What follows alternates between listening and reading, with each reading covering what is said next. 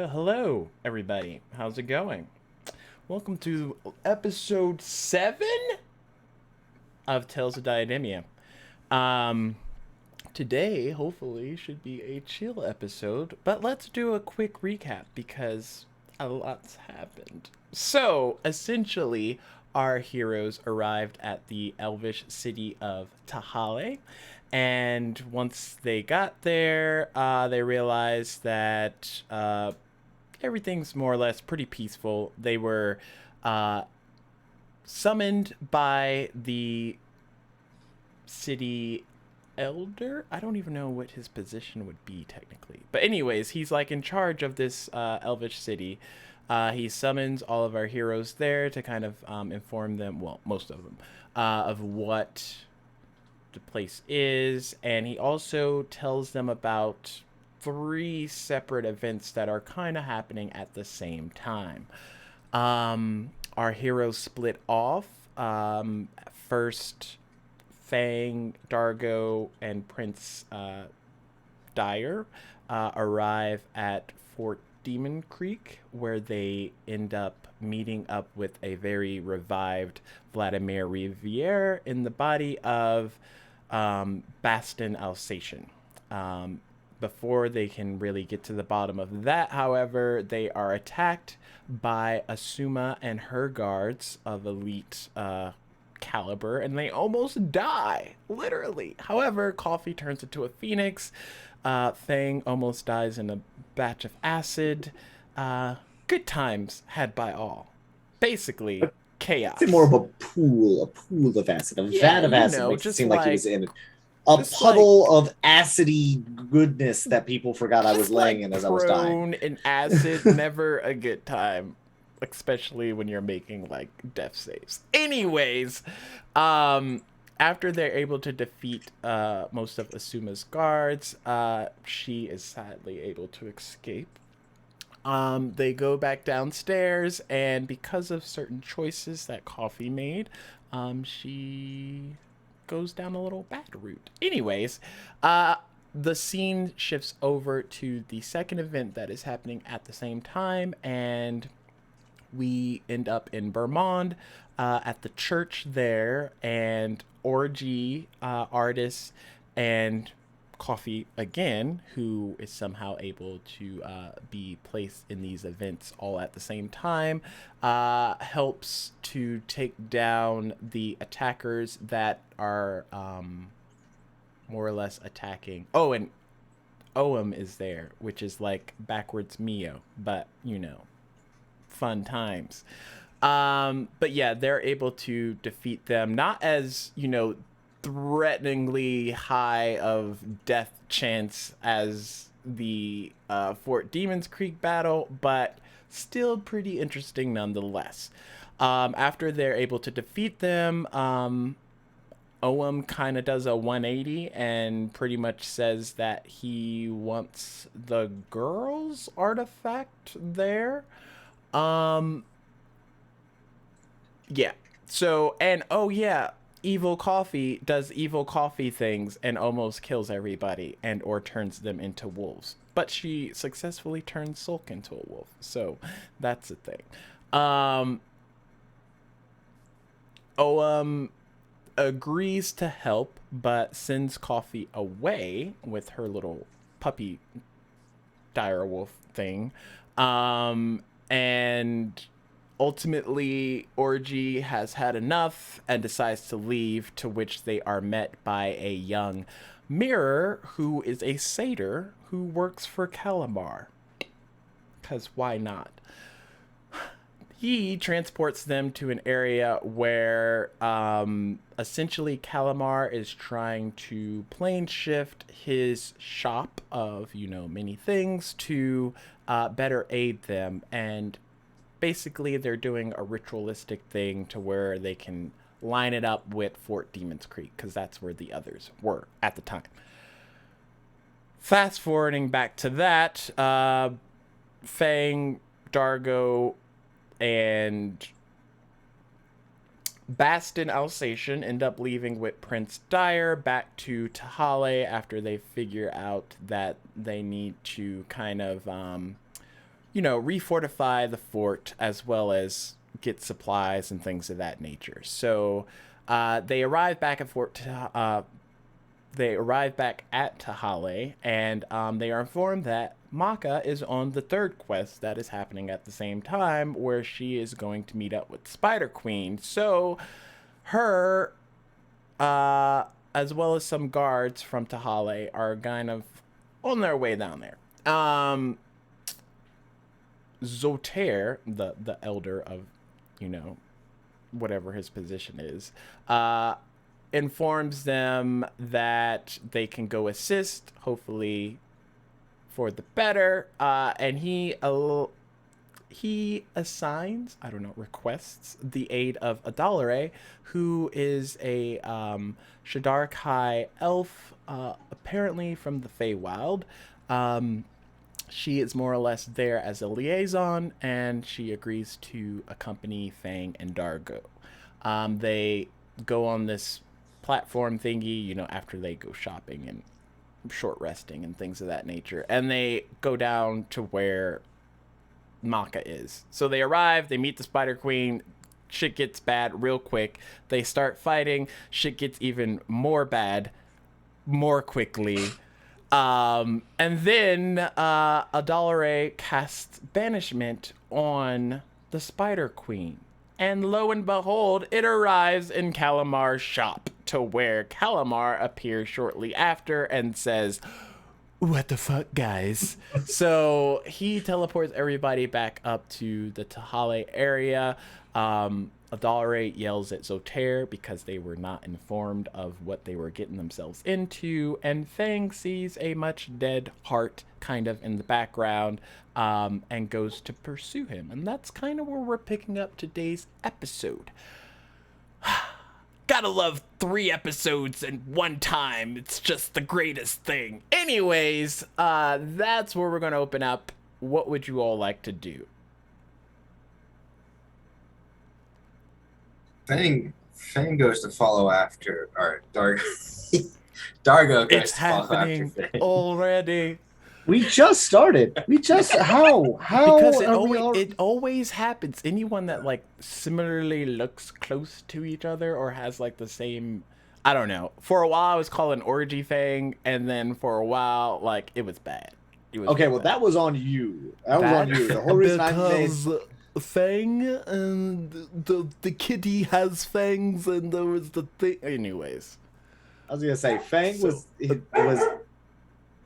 Pardon me while Dargo I deal with the is dog. following after Fang. Fang is following after Doggo. What's Adalray doing? Um, she sees the two kind of like hurrying off, and she kind of like looks to Zotaire. Do you know what's going on? He kind of looks at you puzzled, not quite sure. What do you mean, princess? If I must be frank, it looks like Fang just saw a ghost. A ghost here? I mean, that's what I read in his expression anyway. Well, if you would like to explore, feel free. I'll make sure the injured are attended to. Very well. I guess I will see you at dinner with a full explanation on what your plan was for us regarding the Spider Queen. I am looking forward to it, princess. She kind of like bows and leaves Okay. into the city. Dargo, you're trying to keep up with Fang. He's booking it. Like, not only does it look like he's seen a ghost, but he is like dipping through different areas. Like, he's not making it easy to keep up to him. Fast as fuck, boy.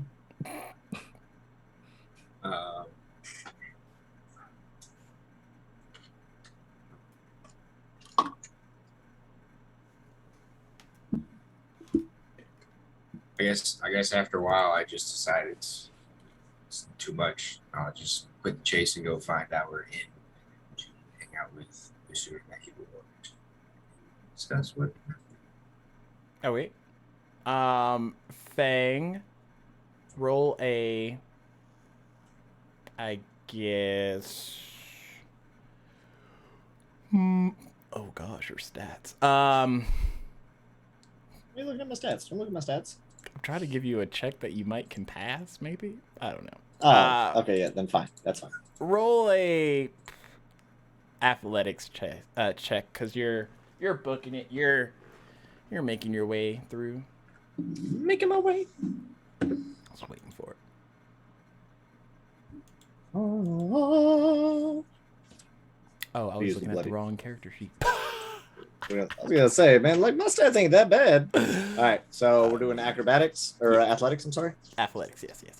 All right, let's see, the bloody die will do some good for me. Bloody. All right, that'll be a good start. Good start. That'll be a 19. Okay. So after a couple of minutes, it's weird. Like, as you're chasing after this image of Heart, you see him like always kind of like outside of the distance. So you'll see him like at the end of the alleyway. You'll make your way down there, and then he's like towards this other building, and then you'll make his way there, and then eventually you see him, and he's like in this clearing. There's like different vines and other intricate weavings of plants and things of their nature, but you make it to this clearing, and he's kind of like standing in a position that like looks off onto the city as a whole. You can see like a large portion of the city from where he's standing. And he turns to you, and he definitely does look to be Heart.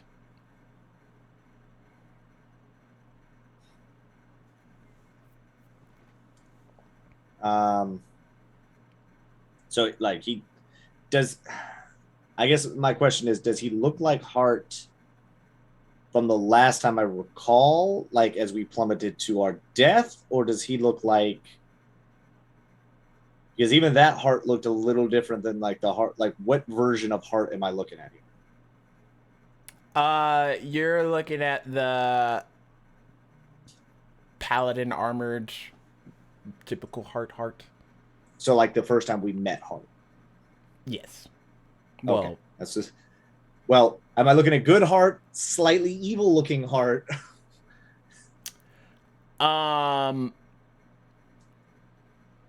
Don't get mad at me that you made this character like have evil looking Hart. The last time you saw him, Hart. Okay, there we go.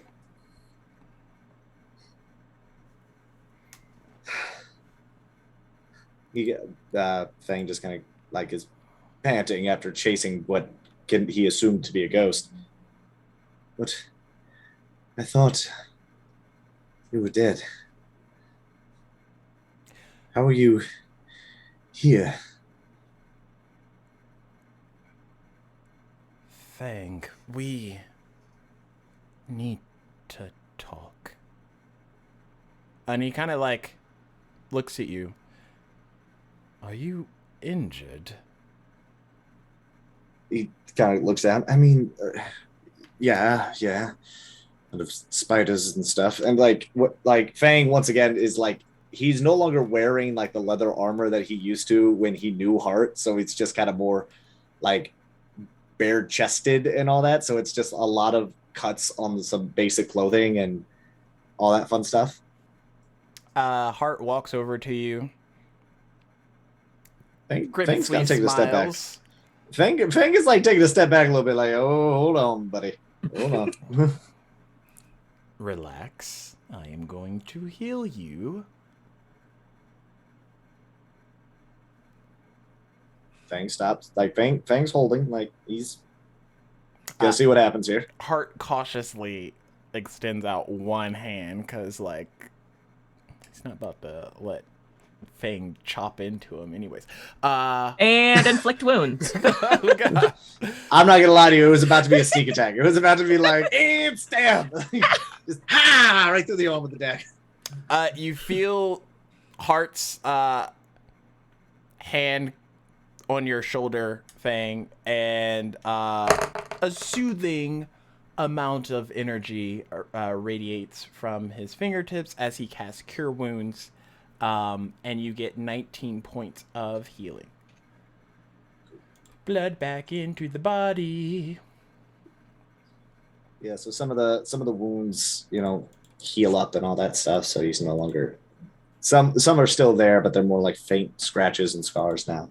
They're not quite as grotesque as they were. So, thank you. What exactly do we need to talk about? Well, it would seem that a lot has changed since way back then. Yeah, that's a bit of an understatement, yes. Well,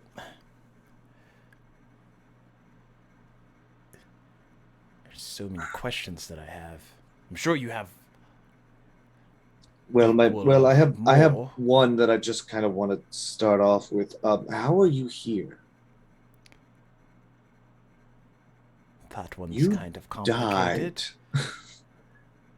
Yes, I do definitely remember dying. And then there was a voice. One somewhat familiar. Tell me, Faye, do you remember when we were off in the snow and we had just fallen from the airship? Well, let me rephrase. Ardis teleported us. Fang is just like rubbing his head at that memory, like, yep, Yeah, fucking artist with the stupid fucking sword. Yes, I do recall. Do you remember the voice of the dragon? Vaguely, yes. She's the voice that I heard after you, you vanished back when we were falling. Right. It turns out, um, she's a lot more powerful than I gave her credit.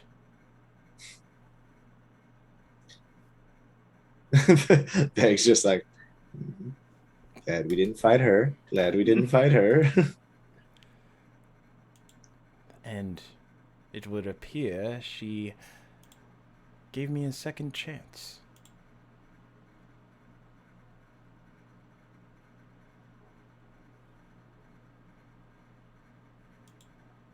Right. So she resurrected you? I think so.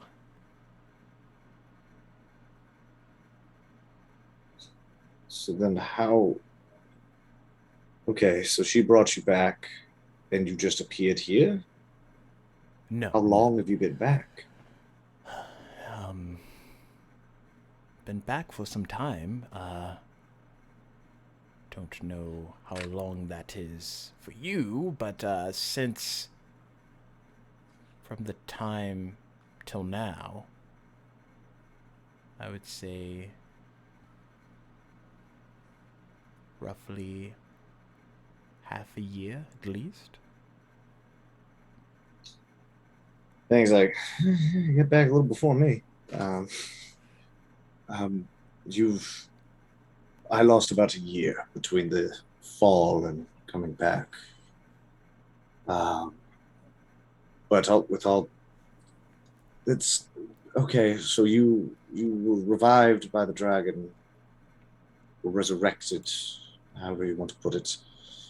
Um, but how did you end up here in this city? Like I didn't know this place existed, and I was one of the most well-informed individuals in the kingdom.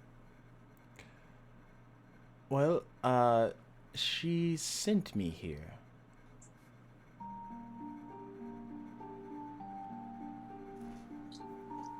Wait, is she still talking to you now? Currently, no. I'm talking to you, Fang. Fang gives a look like, bitch, you know what I mean. I meant, does she still speak with you now that you are... Not since I've arrived. Okay.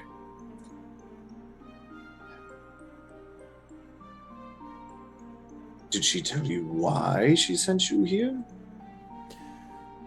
It would appear her brother is here. Fang's face drops like, fuck. I'm sorry, are you... her... She has a brother. The dragon has a brother that is here. Yes, well, of sorts.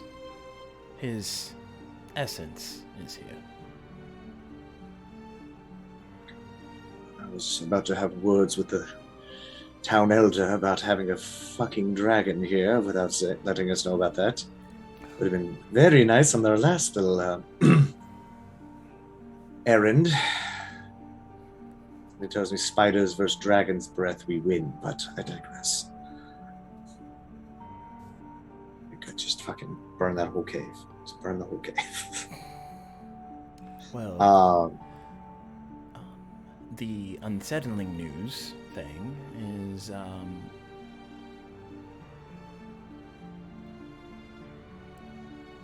you brought him here.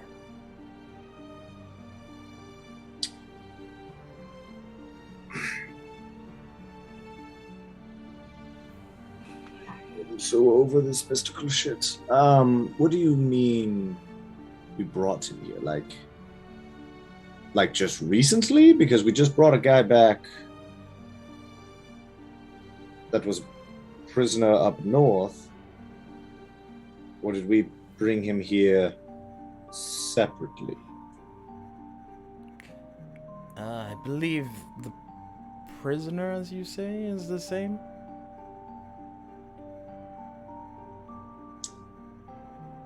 Right. So, do you happen to have a name for the brother by chance? Just, humor me here. You might know him as Vladimir. I'm sure he has other titles.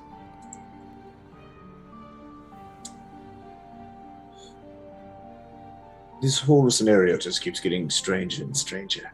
So, Vladimir is the brother to a dragon, or has the essence of the brother of a dragon. Yes. Good. Well, he is currently inhabiting a body. Well, you remember Baron, correct? Who did you say? Not Baron. Who am I thinking? Bastion? Bastion, that's what I want, not Baron. Sorry. Davik's brother? The heir to the throne. Yes. Yes, what about him? Yeah, that'd be his body.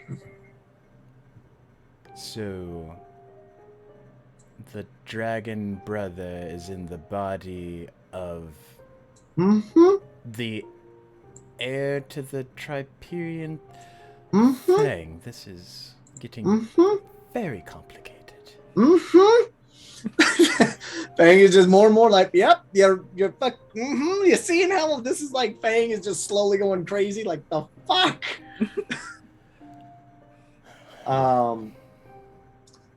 So yeah, we had recently just quiet him, I should say, keeping him out of the way of Davik's hands. And then when we got there, thinking that we were just going to be able to pick up Bastion and move on, that is when we were so lovingly reminded by none other than someone who might become a problem later, who may or may not have, we'll say, mind flayer characteristics. Fang, you're rambling again. No. Which is just follow me. Oh, okay. So we got there, found Bastion, and was informed by this individual who has mind flayer-like powers, who once again might be an issue in the future, but we'll cross that bridge later, that Bastion is no longer in that body, and is instead Lord Vladimir Rivera is there. And so now he is here. So now you're telling me that this individual that was known to Coffee, which I don't know where she is anymore, is a dragon. Okay, I know at least half of those names, and I can kind of follow where you're going. What does this all... I'm meaning, how does this... What does the sister want exactly?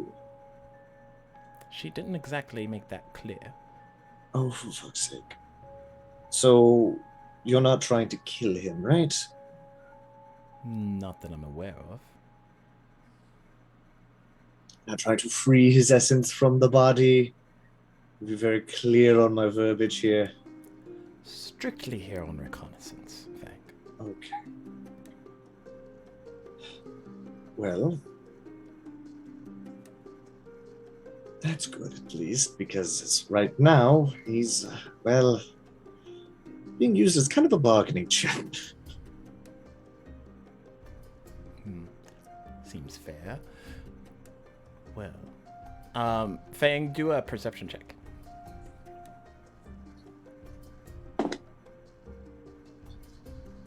Perception. That'll be a 17. Okay. Around that point, you hear like a twig or something snap. And Adalare comes out from behind. Apparently, she might have been listening in maybe at least half the conversation. Who knows? You, So is this who you were chasing after? Yes, it was. You're, quite quick on your feet, I should say. I have my ways. I don't intend, no offense to you, my dear, but I'm not one for people eavesdropping on conversations. My apologies. I Does guess she see? my curiosity got the best of me. All right, so she does see Heart, right? Like I'm not like Fang's not hallucinating. Like he's not just up here talking to himself. Adalare, do a perception check. Oh no! Oh, fuck off! Fuck off! I'm not being Little Will here. I am not being Little Will here when nobody sees the paladin who bullies it. 18. Yes, you see the blue dragonborn standing in front of Fang. Imagine if you rolled anything above a 2, he would have gave you that. I just wanted him to freak out for like half a second. Like, No! I am not crazy! I'm not losing my mind! Not again. So, a friend of yours, Fang. Yes. This is Hart. He was served with me back, well, before this whole thing fell. It's nice to meet you, Hart. I am Adalare. Pleasure. He was just informing me about the prisoner that myself and Dargo had collected. Uh-huh. Yes. I do recall overhearing that. And now I'm more concerned about what that entails exactly. I thought some sorcerer had done some magic. Simply put another human into the body of another human. Or humanoid, I guess I should say. I shouldn't judge Vladimir just based on the name. But now I'm being told he's a dragon essence. That he was married to the Wolf Queen, whoever that is. Would Adalare know anything about the Blood Wolf Queen? No, not that. I was about to say, because, yeah, alright. These are all Blood. not my problem, not my biz. This was also Fang's not my problem, not my biz until about two And yet he's sessions so, ago. like, interwoven into all of this. Just Because he's just losing his I marbles. know coffee. I know. I know people. I don't know what the fuck it means. Um, I know some of these words. Adalare kind of likes trying to think to herself. Blood Wolf Queen, it doesn't ring a bell for me. So I'm not quite sure what that entails. Is it something I should be concerned with? Well,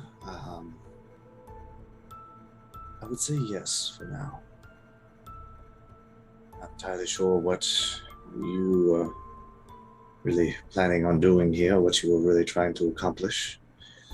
No, you simply came to offer aid, if I'm not mistaken. We'll go with that. Fang smiles like, playing close to the chest. Respect. Game respects game. But I don't know who these players are. I won't lie to you. I am out of my depth. We are playing with forces that are, well, beyond my scope. I've seen them turn elves into deities, drain the entire life force out of a person, and, well, be able to shift people to planes where you can never rest. Fang, are you feeling alright? Janet looks back at Hart. No, I'm not. I haven't felt right since, well, since we left the castle with hope.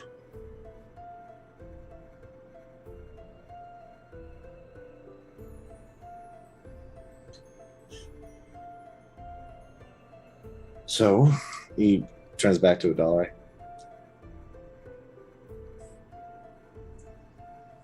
Why did you follow me? I was concerned.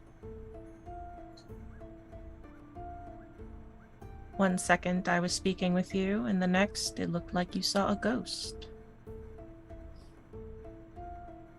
Well, in my defense, he did die. We all Kind of cocks a have. brow at Hart. We all have, really. Let's not downplay it. All right, technically, we have all died. Well, both of us have died. I can't speak for you. No, I don't believe I've died yet. Hang around with us a lot, and, well, Not the best open. it's not the best open, but at the same time, she did just get done with a mission where we almost got murdered by a spider queen. So, Yeah, but she doesn't blame that on you. well, no, I just meant like we typically get into some shit, and that shit is includes, but is not limited to, fighting spider queens. Regardless, I'm not sure what the best course of action is right now. He turns back to Hart. If you're simply here for reconnaissance, then I guess that's fine, but I'm still a little fuzzy on how you got in here. Don't they? I know they're not too big on outsiders.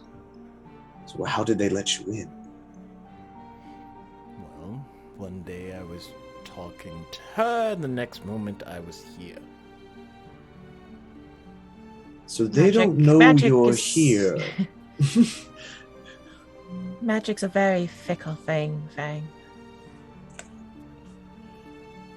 Oh, how I've come to learn that to be so painfully true. Well, Right. Mr. Hart, was it? Yes. If you are a friend of Fang's, then you are, I guess, an acquaintance of mine. Stick around with me, you shall be fine. Considering no one knows you're here yet. I appreciate that.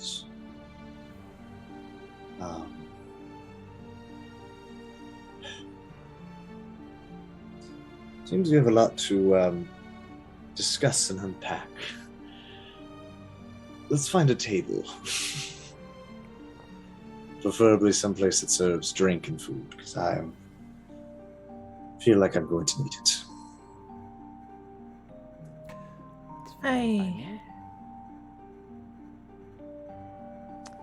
Very well. There was a place I saw when I walked in. Follow me. She kind of gracefully turns on heel and walks on.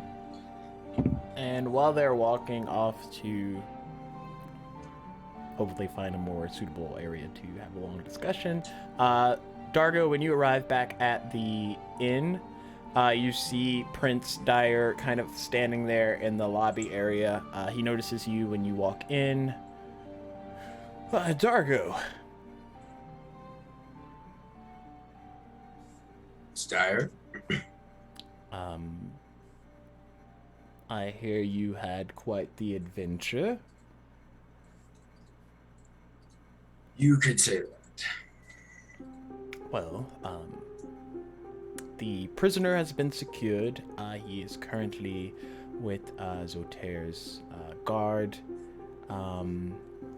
He's being treated, I don't know, as best as you can, given the circumstances. But there's a shipment that needs to go back to Demon's Creek, is it? Yes. What is the shipment of? It's apparently wine and some other things. Yes. I was informed by Soter that it needed to get to the troops there or something. Yes. Fang and I arranged it with him as a little morale boost for his troops there and their hard work while defending the place while we were there. Well, would you like to accompany me to deliver these goods? Yeah, might as well. Got nothing else to do at the moment. I'm not Fang's keeper. Fang left me by myself. I don't know. Fang ran away without me. I'm very annoyed. Well, you do look a bit worse for wear. I forgot I left y'all in like a state of distraught. A state of death is what I believe the term you're searching for there, DM. Yeah, totally. Targo looks down. Yes, the Spider Queen and her spiders were not very forgiving. I would not imagine him to be. He pats you on the shoulder, and as he does that, he casts Cure Wounds, and you get only a mere 12 points of healing back. But, 12 points goes a long way when, you're on the doorsteps of death. Mm-hmm. Well,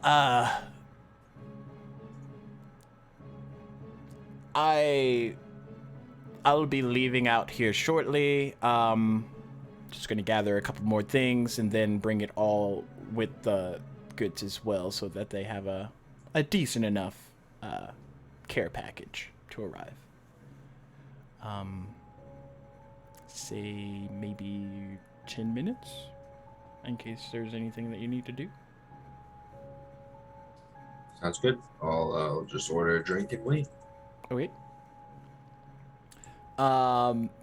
As you're doing that, Dargo, Fang, Adalare, and Hart, you see them walk up to a gardeny area that has seating, just you're in the main lobby or foyer of the tavern, but the walls are kind of glass when it comes to looking outside in that area, so you can see them off in the distance, not that far from where you are.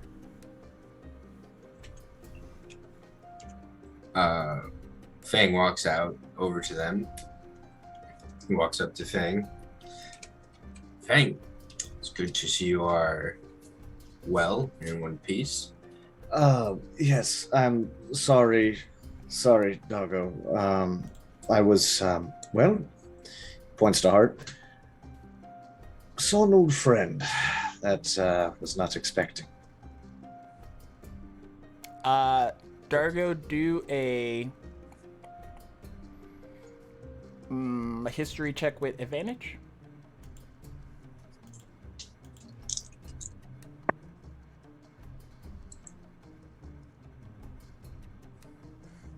11. Okay. So from your position with the Triperian Empire, working with their forces, you would have crossed paths with Hart at some point in time. However, you've never actually been out on a mission with him or anything of that nature. You would know him to be a paladin, but he was usually assigned to guard missions for some of the lords and ladies and dignitaries of that area. And you were just working your way up the ranks to get to. Would I know his name?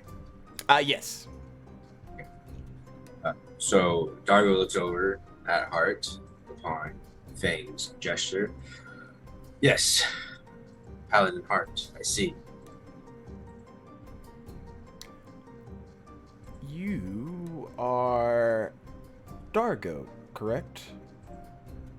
Yes, that is correct.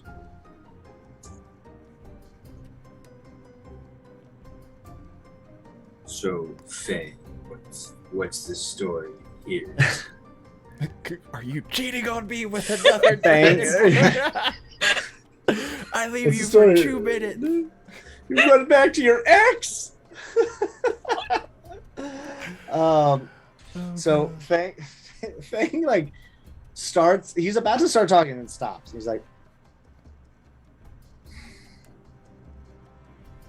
"I used to travel with Hart.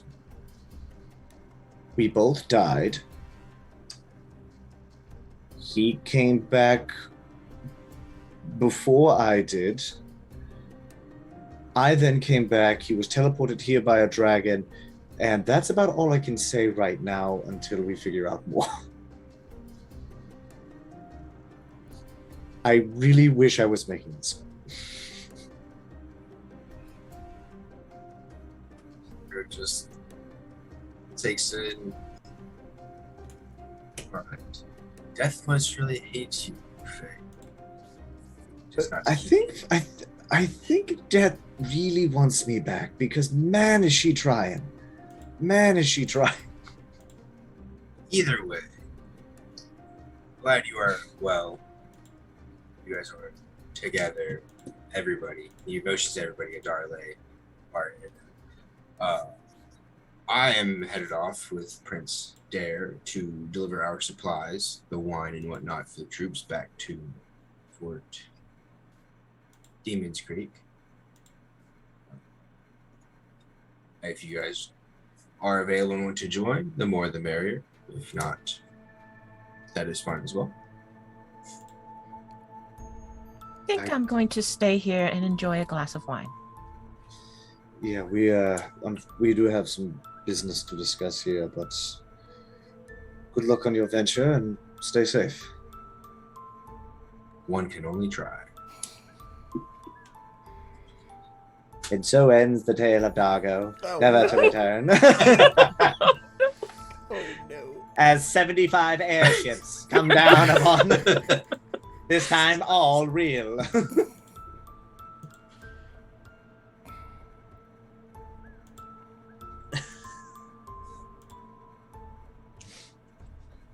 Can't make it up, All right, folks. so so with that, Dargo walks back inside.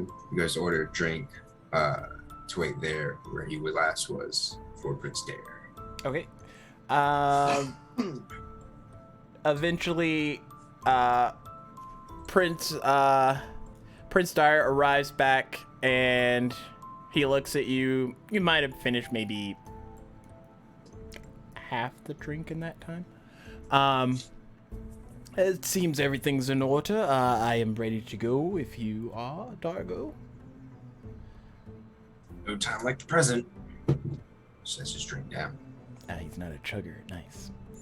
Remember, kids, never chug and plane hop, portal jump, whatever you want to call it. It's never good.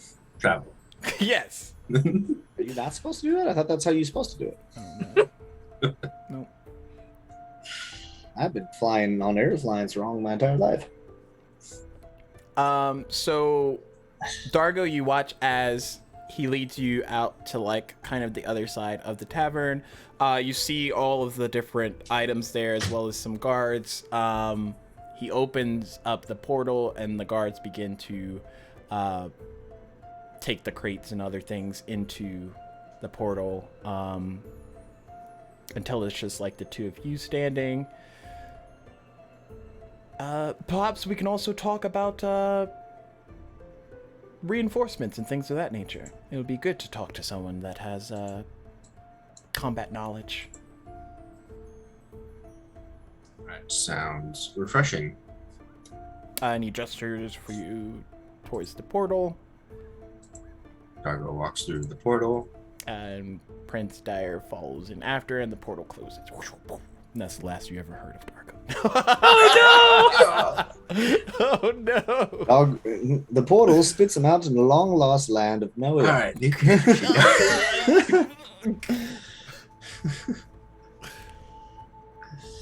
What would you other two like to do?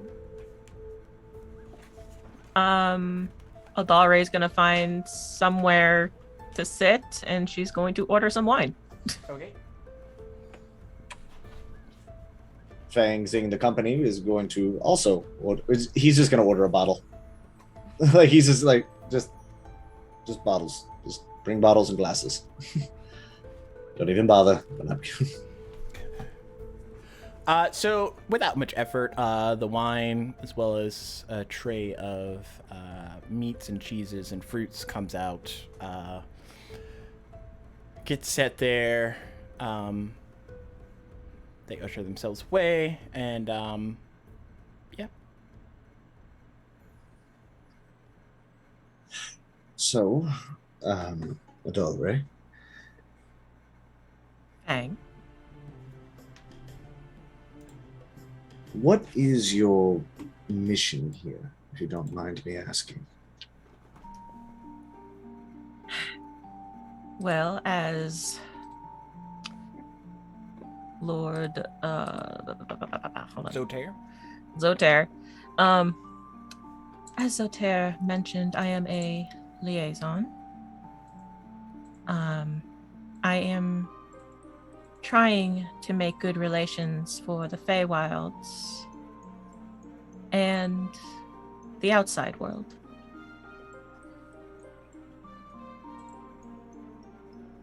That is all. So you voluntarily came here simply as a liaison. And you bolstering things between here and the Fae. So are you...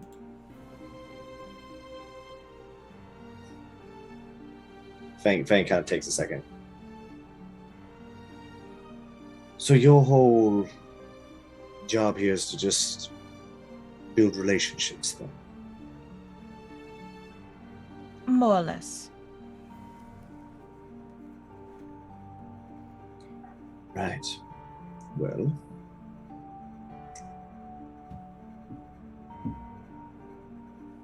what is the Fae's hope in bolstering this side versus the... Is the other side technically Triperian? Yes. Or is it like a new thing? Okay. Technically, Versus- it's Triperian versus Uvain areas, territories. The Uvain side versus the Triperian.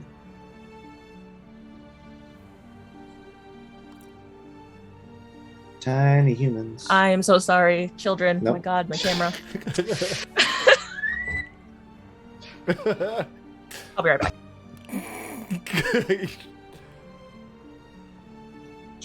That has got to be the most terrifying thing, is kids fucking up and then just like full elf god. Like, oh god! I done fucked up.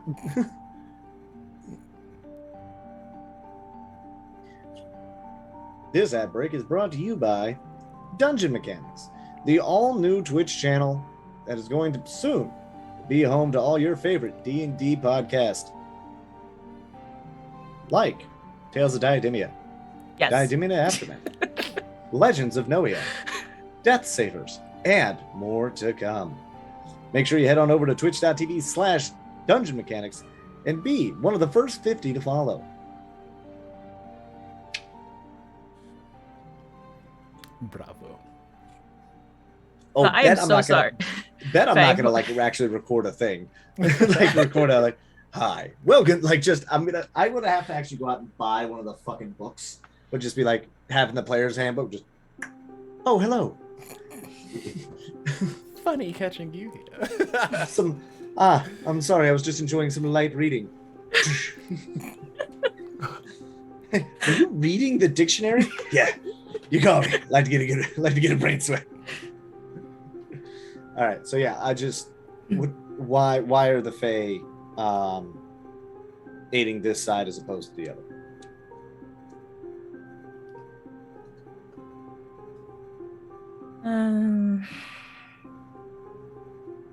I can't say.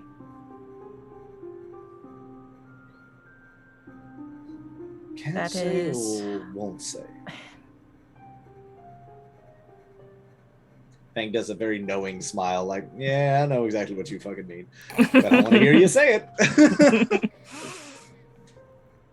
Mora, I won't say.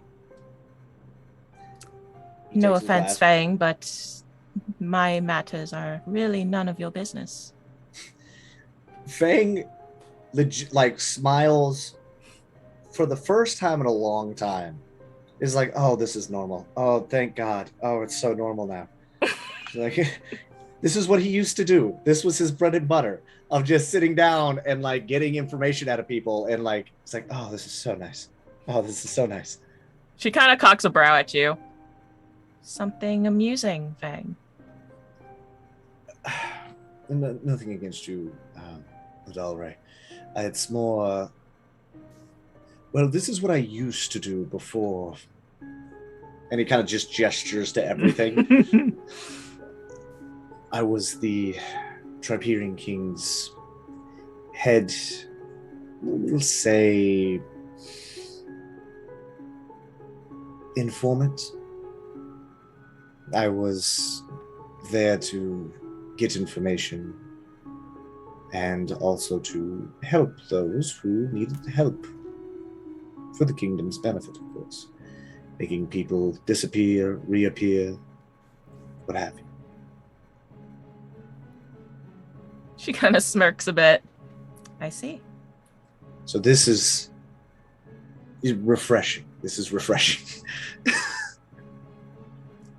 I see. Can I do a perception check to see if anybody's like, is there anybody around us who's listening? There are just the people, the waiting staff, but they're We're like in a cleaning secluded tables and- section. Okay. Overall, it's just y'all as far as patrons there. Okay. I assumed we would have picked a table like that, but at the same time, I wanted to make sure that there wasn't like, in the shadows, there's a figure sitting there, hood up, scratching Wouldn't check in notes the down. shadows if there's a hidden... I'll fucking throw daggers at the shadows. Can't trust shit. You think they're stealthy. You don't notice anyone. Okay. Dagger, dagger, dagger, dagger, dagger. Well,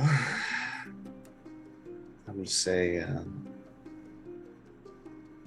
I can respect the wanting to keep your cards close to the chest. And honestly, at this point, as long as you are, well, an ally, or even if it is the enemy of my enemy, will take all the help I can get. Same. Now, I guess another question, if I may be so bold as to ask it. Go on. What is your, I guess, place in the Fae? As far as like your level, I guess. I'm sorry, I'm just... Well, then, I don't know, are you a... When you say are you a lady? Are you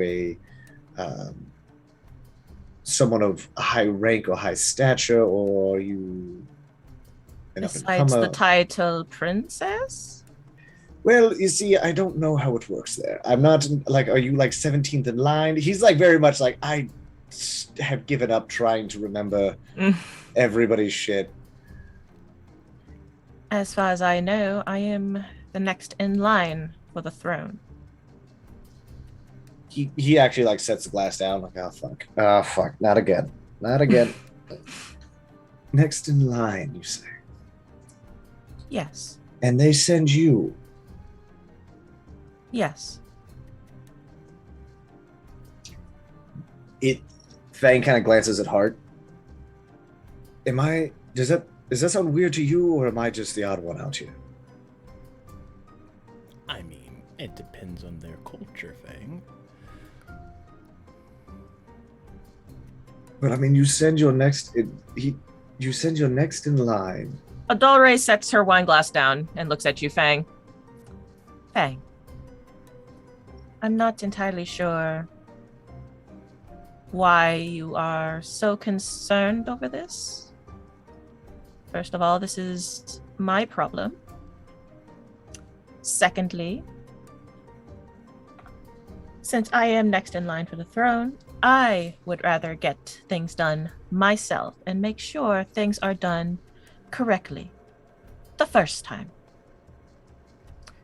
Who better to trust than yourself?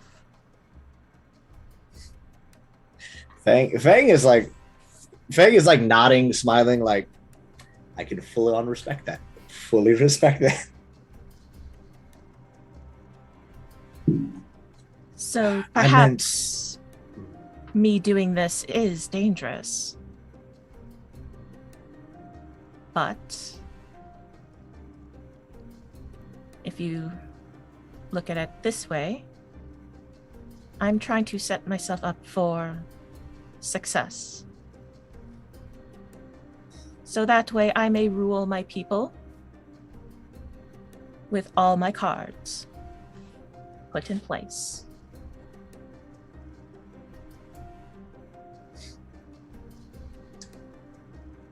Fair enough. Fair enough. I guess it was more of unfamiliar for me to see someone who was next in line for the throne put themselves in dangerous situations such as, well, the one we just found ourselves in. To be quite frank, I thought we were better prepared for that job, which we will be speaking with Zotair in regards to that. Because quite frank, I was a little... what's the term?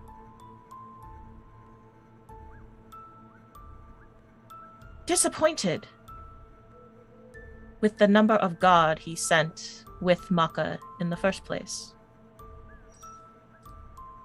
Disappointed is a term you could use. Pissed I would off have is one I used- would have used. Mm-hmm. That's probably more of the term I would have used, but we are in public.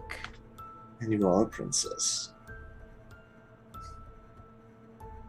I understand you have to keep your noble sentiment in order. You're not the first noble I've been around, and though you may be from the Fae, you are held to a standard that is above any kind of gesture to himself. Mere men.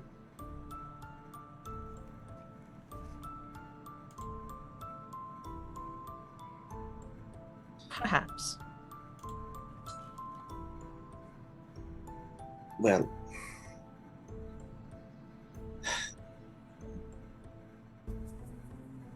I won't lie to you.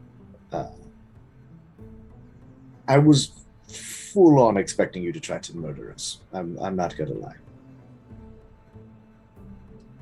If we're being fully honest and having all cards on the table, I figure this is, well, the easiest way to be full-front facing and honest. Mostly because any sort of, how should I put this, person of high birth that just randomly appears out of nowhere typically leads to bad things, in my personal experience. I'm pleasantly surprised that this has not been one of them. There's a first for everything, Fang. Fang kind of glances at Hart. I've been told by certain people that I should be a bit more trusting. Which is why I'm even telling you this now. Don't you start laughing. Like, just glances at Hart. Don't fucking start. I will be an asshole again here in a heartbeat. You've changed, Fang.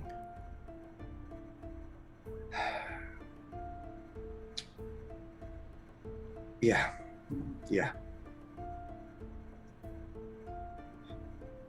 Say death and loss has a way of doing that.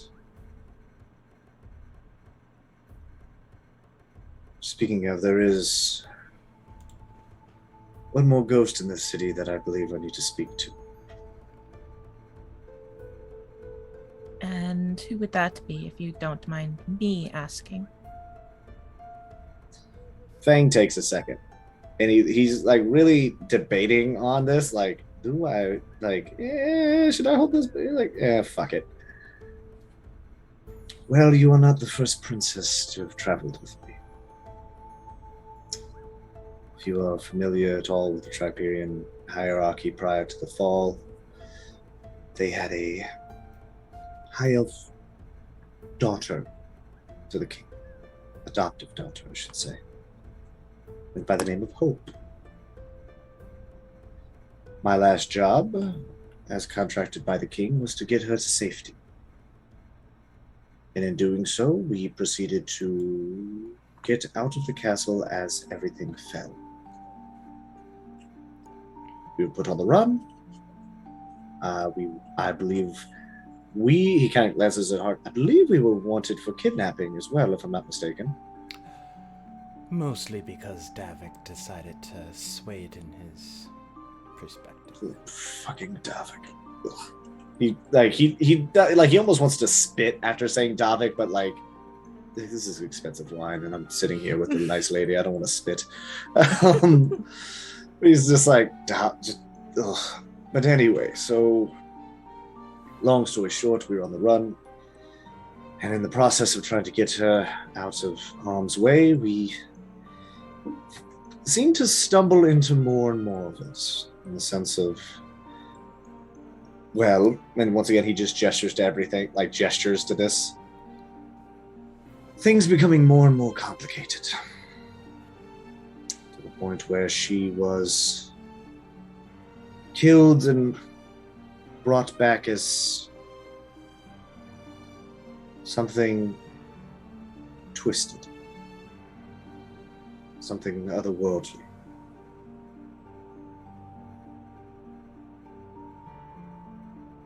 And a few days ago, prior to us leaving to capture Bastion, I saw her walking the streets. Or at least someone who looked very much like her. You have a habit of seeing The dead? dead Yes. people, don't you, Fang? Yeah, it's a problem. I really think I need to see someone about it. But yes, that is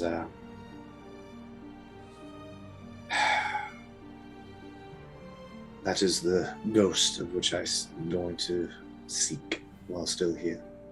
If she was even here to begin with.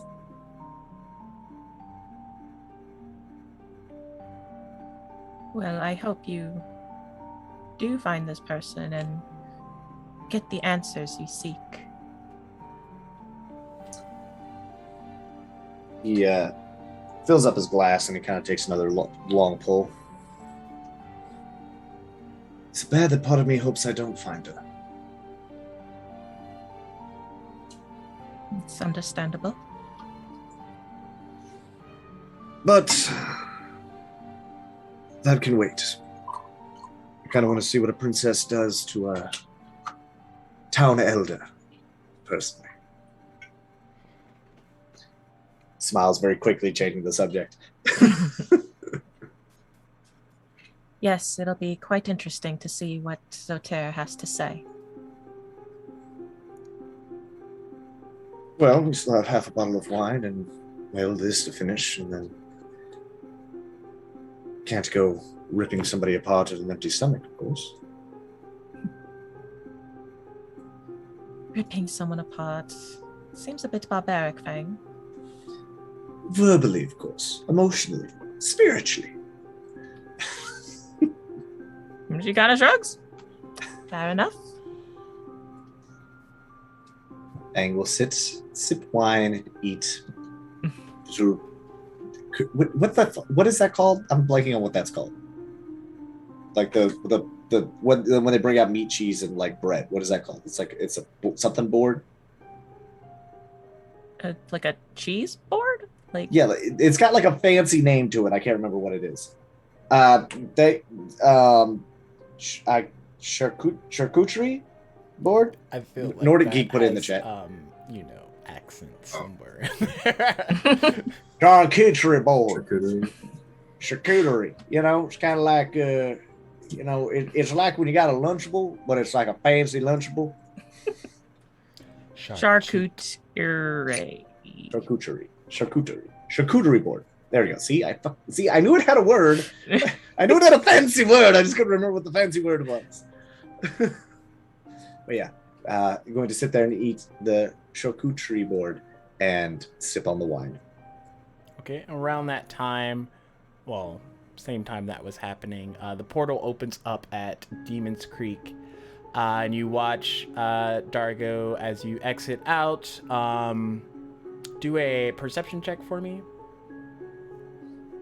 And the fort is on fire. I'm honestly waiting for it. I'm waiting for that place to have just been ransacked in the in the day that we were, not even a day, because we got back, took a nap, and then didn't even take a nap, just chilled and then bounced again. So 16. Okay, you notice kind of like right away that there's guards off sparring with each other. There's other guards like doing some patchwork on any of the areas that might have been tampered with during the previous attack.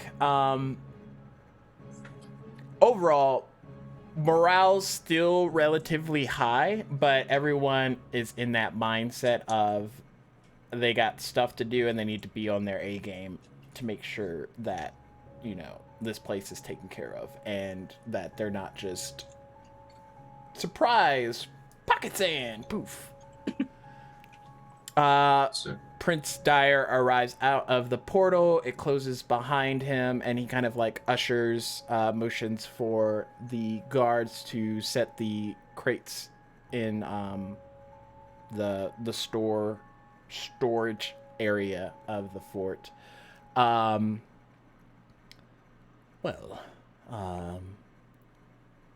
sure the morale boost will be much obliged. Tell me, Dark, do you think we have the capabilities to take on the Triperian Empire should they decide to attack again?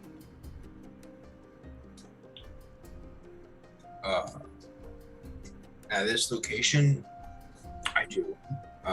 We last talked, the biggest concern was the magic barrier because Suma and her death squad got through it with no problem at all.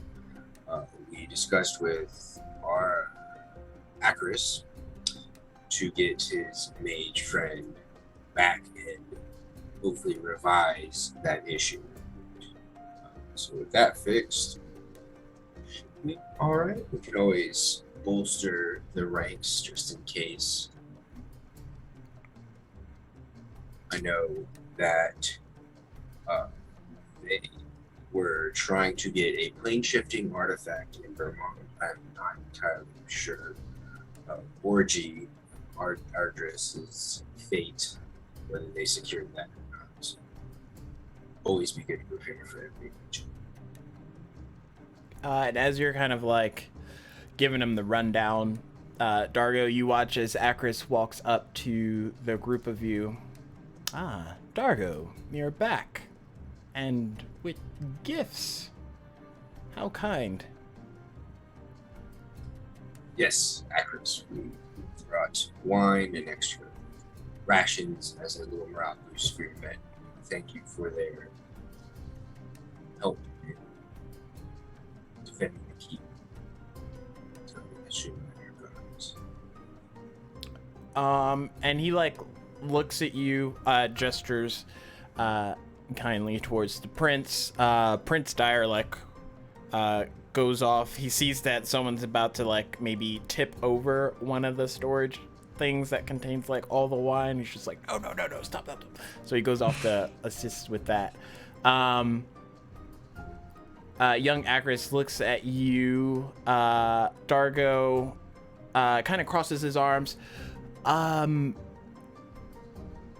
Did I overhear about the Asuma and her guards when they teleported in? It would seem that we have fixed that issue. Apparently, the teleportation circles here have a certain alignment that we had to work our way around. The Triperian Empire used that to their benefit. Understandable. At least we have worked around the problem. That was mine and Fang's biggest concern with that. I believe we can also bring in some more recruits or men just in case they potentially find another way around the problem. I'm sure they're working on it. Yes. Speaking of men, the recruits, they would like maybe a demonstration from you, Dargo, if you have time. What kind of demonstration? Well, not many of them do not have what is called combat experience, and some of them found that when, the Empire was attacking, they froze when they should have moved their feet. Preferably, if at all possible, they would just like to see someone who doesn't quite have that problem and can maybe assist with a good vote of confidence, I'd imagine. They mostly just need reassured. I imagine this would be fine. What entails of the demonstration itself? What will I be sparring with someone to boost this confidence and show them how to act, or? I was going to assign 3 of my guys against you, and hopefully allow them to see how just because you're outnumbered, you can get the upper hand.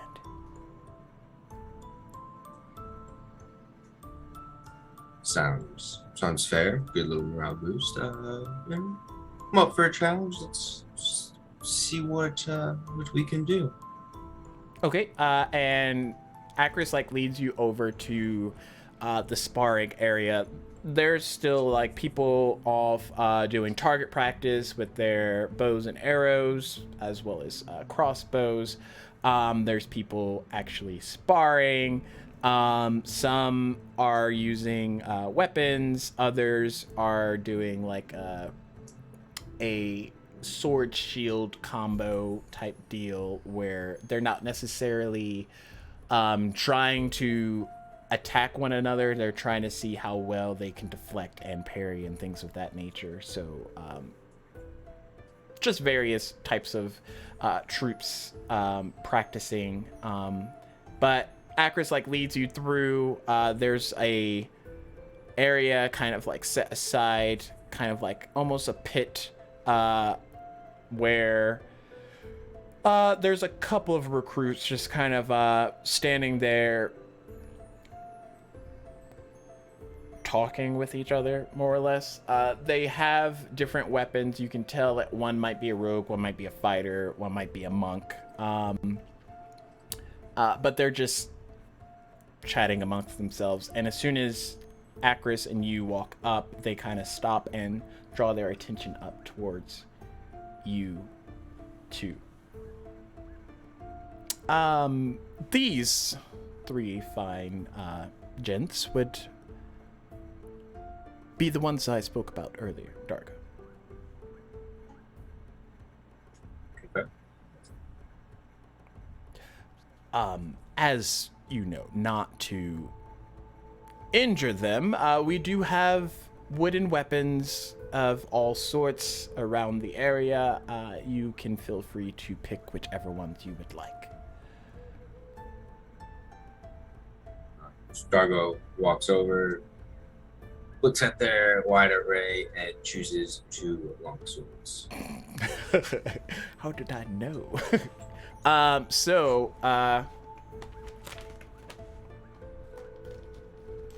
Let me just run through some names real quick, just so.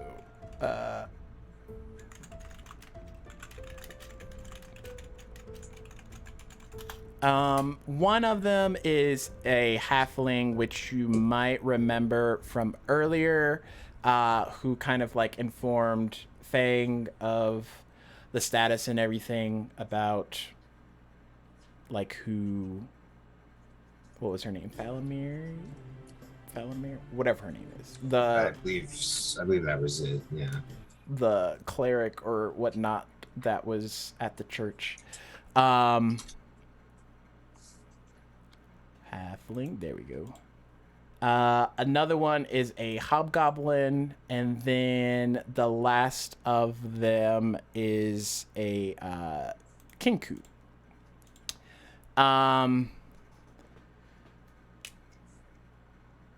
Did I give a name for that?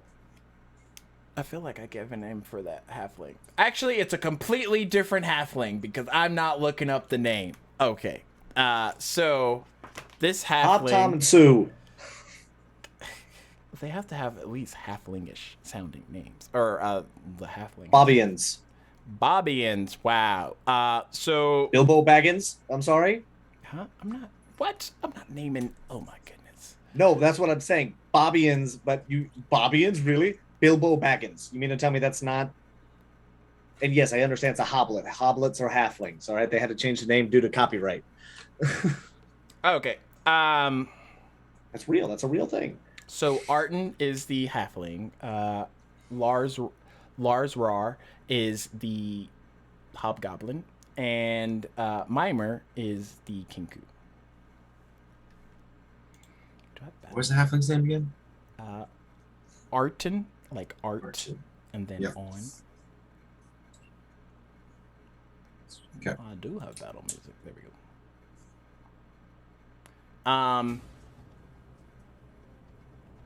They all look at you. Sir, we're ready. Whenever you are. And you watch as the halfling picks up a... What did I say their classes were? Rogue, fighter, monk. Okay. The halfling picks up 2 daggers. The hobgoblin picks up a sword and shield. And then Mimer, the kinku, is just kind of like standing there.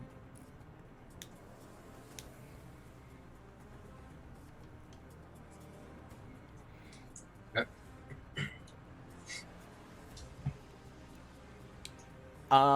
Akris looks at you all and he's like, okay, the rules are simple.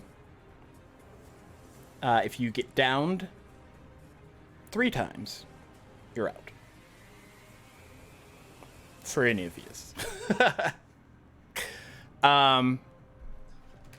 So, for all intents and purposes, these will be just flat d20 rolls.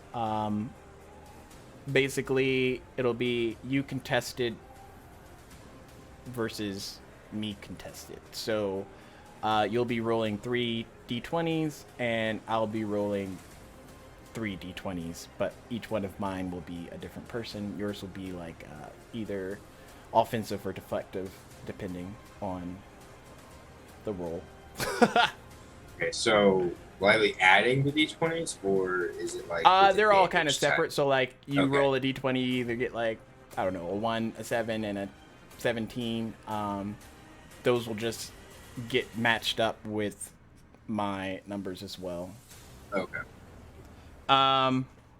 So first off, I'll have you roll 3 d20. Before Sorry. Dargo's gonna ask Acris, like, am I allowed to take a healing potion before I just came from a battle, haven't had much time to rest? Or do you want me as is? Preferably as is. I mean, we're not actually Sounds- attacking for killing, so you shouldn't have to worry. I'll probably work towards the boost. I'm around. Me. Injured and bruised, can still take on 3 of yours. And probably sets better precedence anyway. Even when you're down and battered, you're Okay. still not out. So 1 d20 you said? Yep. Got it. Didn't matter, it's 3 still.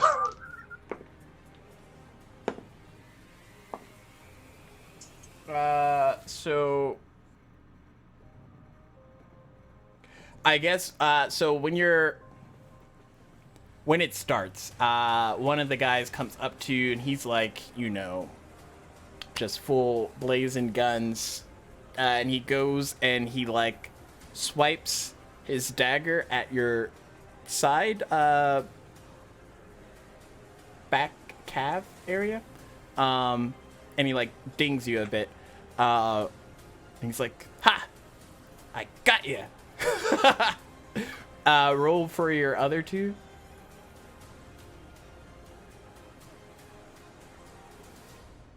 $12. Okay. 6. Okay. Similarly, the other 2 come in. They're trying to use the brazen from the halfling to boost their morale, but you're just like douche, and like hit both of them, and they both take a hit. So,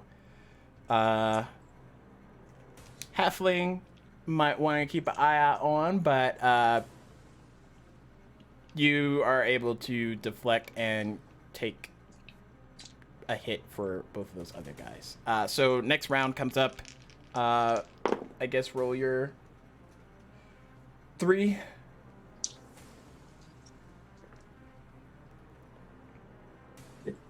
19, Okay. 16, Okay. and 9.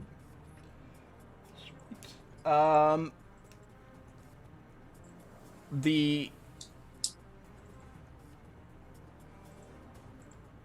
halfling takes a hit this time. The hobgoblin takes another hit, and the kinku manages to like braze punch you on the side. And they're like, we almost got him. So go for the next round. Oh gosh, these are horrible rolls. 9, Okay. 8, Mm-hmm. and 3. Okay.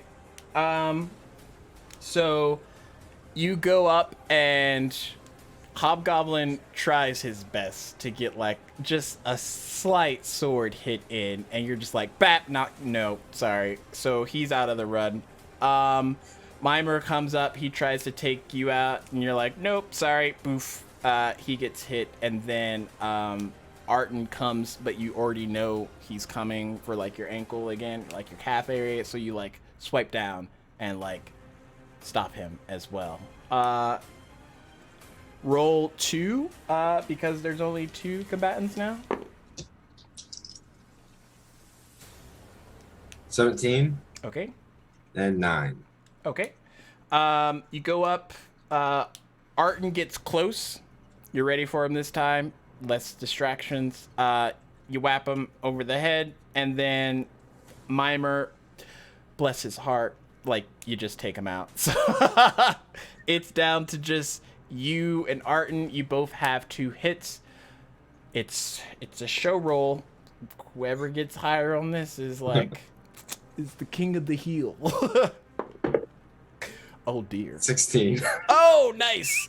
So he has no one to hide behind, and Halfling Arton comes in.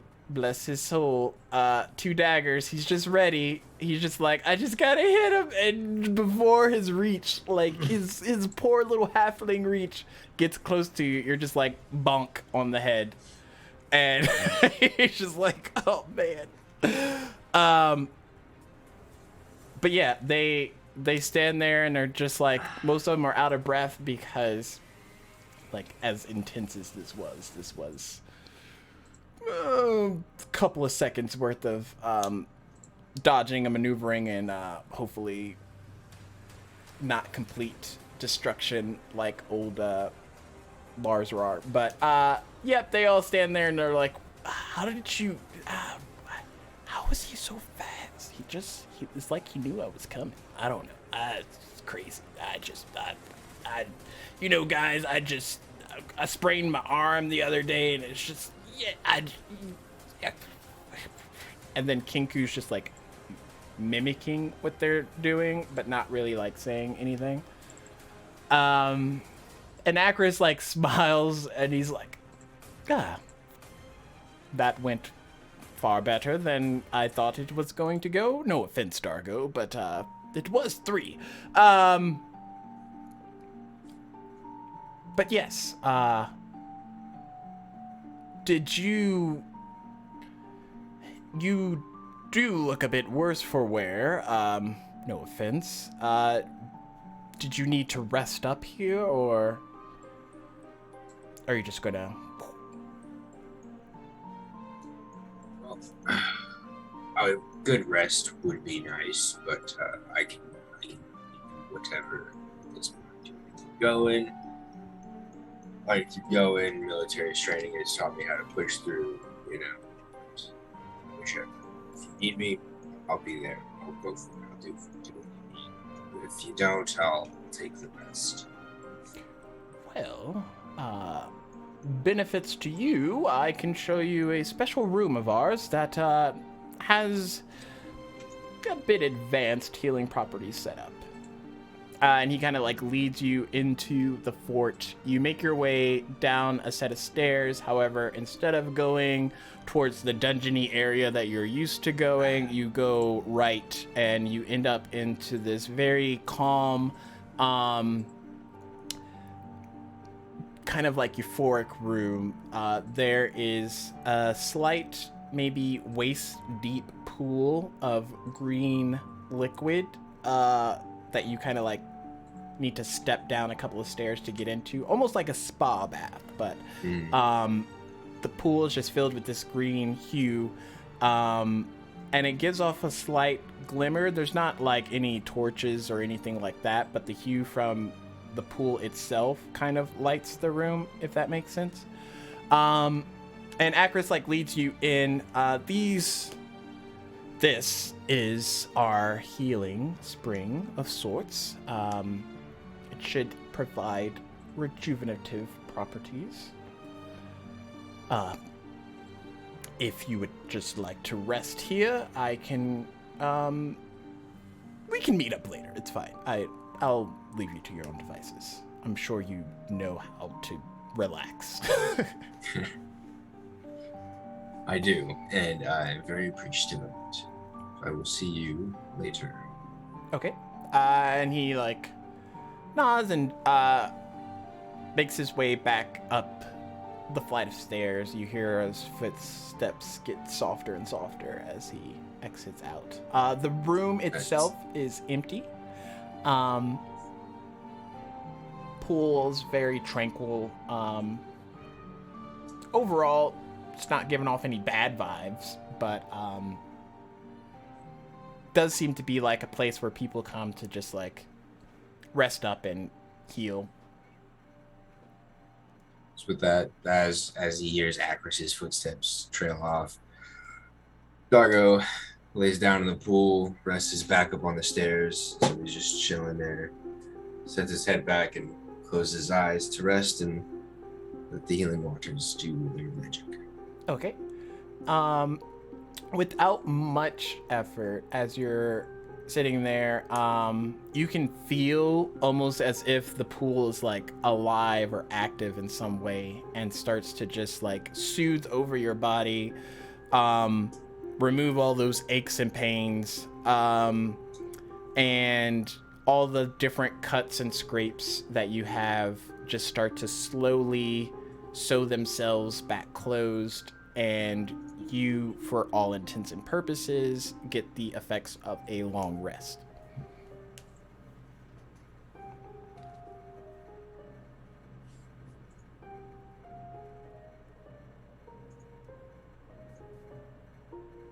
Okay. So Dargo now feels well rested. Having done so, he decides there's no need to stay in the pool. And gets up and leaves to go find Acris. Okay.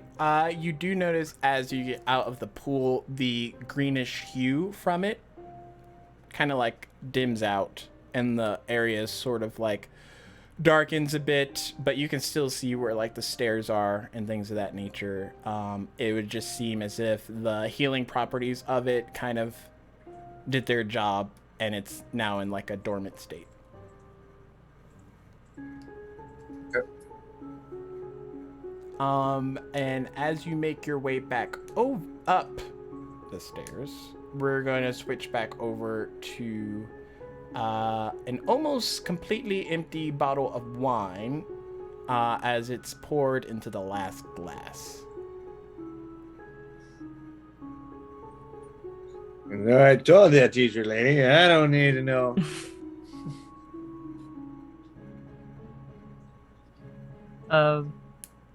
Adore only had like that one glass of wine that she's just been sipping it the entire time. Like she's looking at Fang like, I think you've had enough, Fang. I imagine me and Hart had some. Like I imagine Hart is drinking some. He's drinking some. He's not able to keep up, but yeah. Well, that's He's he's had a not couple like of more.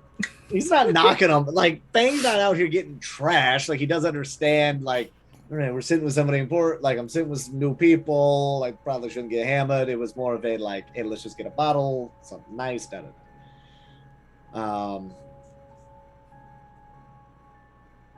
Well, yes.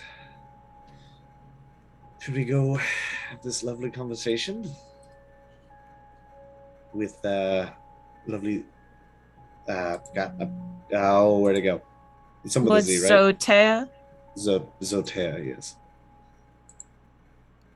Get too many tabs open, sorry. Yes, I feel it is about that time where we could have dinner, so. Right. Allow us to depart. So on the way out, I'm gonna pay for the food and all that, however much it is. Okay. How much am I taking out? None. Fair enough. Don't turn down free wine and food. All right. And I guess we just start making our way back, or making our way to the place. You make your way to Zoter's keep. He is standing there and sees the three of you walk up. Are my eyes deceiving me, or is Dargo a bit more blue than he was last I saw?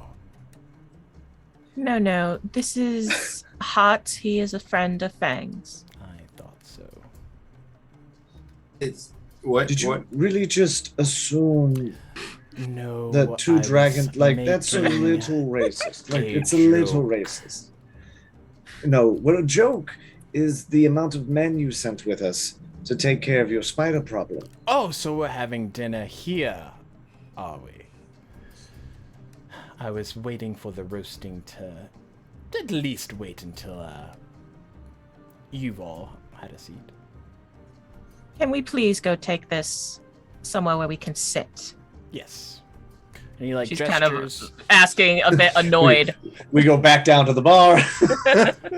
Yes, I know the perfect place. We go back to we just were like, God damn it. He gestures there's towards one nice the restaurant in the platform city. that y'all stood on before, and like walks on top of it, over on top. Adalre follows. Bang follows. So does Hart. Once y'all all get there, his hand like wavers, and you all are kind of like transported away from that location. It kind of feels like you're being risen this time. And then shortly, not long after, the scenery around you kind of like changes to like this elvish paradise or whatever you want to call it, and a table manifests with a full banquet of like different foods and things of that nature. Please have a seat. Adalre goes and takes a seat. Bang sits. How big is this table? Enough to comfortably sit at least 10 people. So there's like food going from one corner all the way down to the other corner. I guess my question is where is Adalre and where is old boy sitting? Adalre is going to be sitting right next to Zotair. Yep, Zotair is standing at the head of the table. And I guess Fang will sit next to Adalre, across from Fang. Okay, Heart is what you meant to Yes, say, Eric, correct? Heart will. Mm-hmm. Got it. Starts. It's already Not even start. They're two different people. Yeah, but It's not one thing when if it you're was like thinking, Joe and Job, and you're like, or yeah, like I totally said that right name because I'm focusing on the other name that I need to say, and you end up saying the same name. It's fine. yeah, it's not like it's like, oh yeah, it's Bill and Will. I can understand that, but it's like Heart, Fang. Queen, I'm gonna need you to take a note of this, so when DM Paul starts happening and all these, NPCs and other things of name straights that has to happen, he's never gonna make a mistake. It's just never gonna happen. We're just gonna put it down like that. Mm-hmm. He's never gonna call Bev he's never gonna mess up. He's never gonna be like a parent, when they call every name except the name that your name is, and Okay, you're you just act like like I don't know what you act like. I don't know what that's like. You act like I'm not the fifth of seven. Mhm, I get yep. called every other name before mine. I'm just saying, Even the I'm gonna girls. It expect doesn't make this sense. high caliber level of DMing that may or may not be provided. I don't know who's dying off fucking episode 2. See, that's one way to not have to mess up Bev Romrey. Bever. So yeah, you all sit Mr. No last name, get out of respectively here. where you need to. Okay.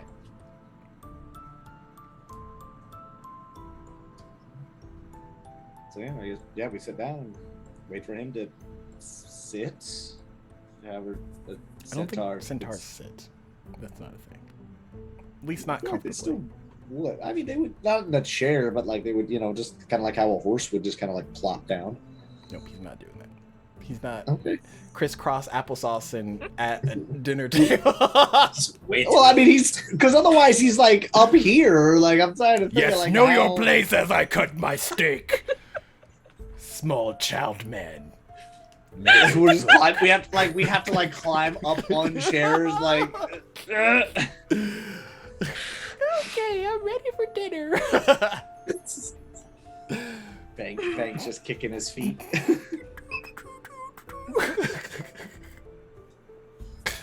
Baby Fang. Oh goodness. See, I just can't wait to break. All my job is just to break Queen at least once per session. It's just to have her be like, "You motherfucker," She's and that's what it I was. can't do it. I'm in Envisioning Fang's little Adalre kink, does not little. break. There it is. Yeah, there it is. There it is, sports fans. Chalk it up to the books. Even if Fang dies today due to Adalre being like, you know what? You can kick your feet in hell. Oh god. I would like to use this legendary item that I have in my pocket. Power word kill, one time use. Well,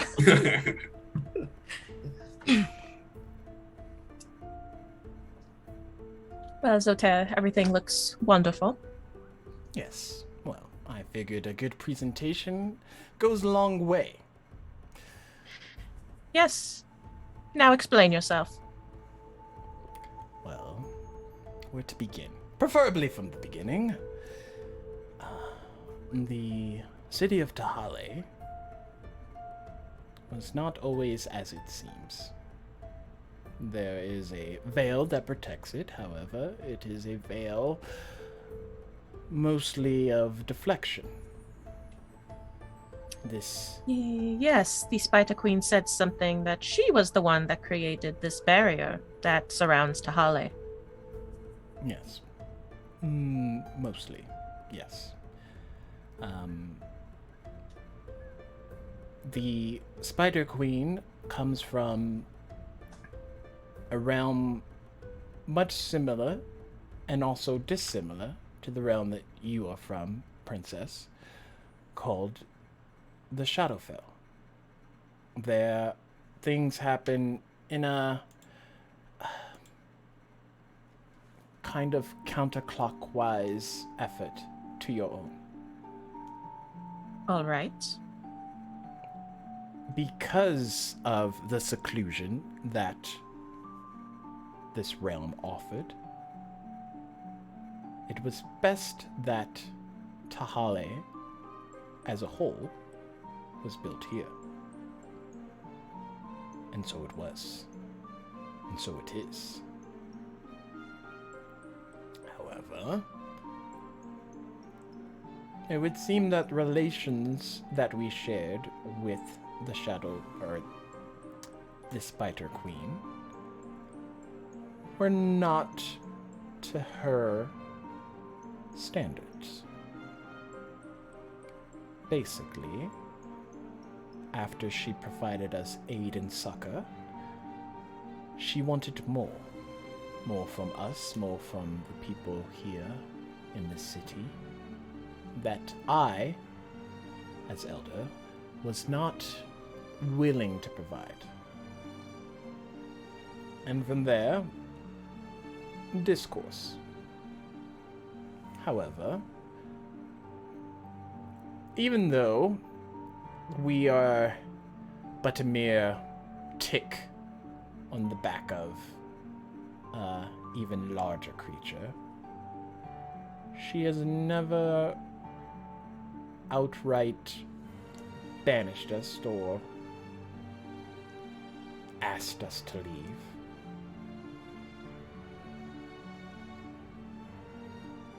And I fear that when I sent you all, I unknowingly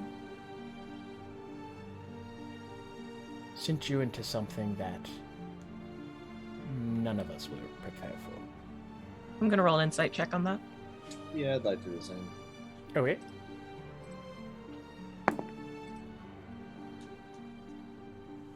$13. 21. Okay, Adara, he seems to be telling the truth. Fang, he does not. Fang, you notice just from your years of interrogating people and things of that sort, that his body language is slightly off. Not so much that he's not telling the truth, that he's just withholding some type of information. You've been around people long enough to know that they'll give you enough to get you to stop asking questions, But if you push a little bit harder, sometimes you can find out a little bit more.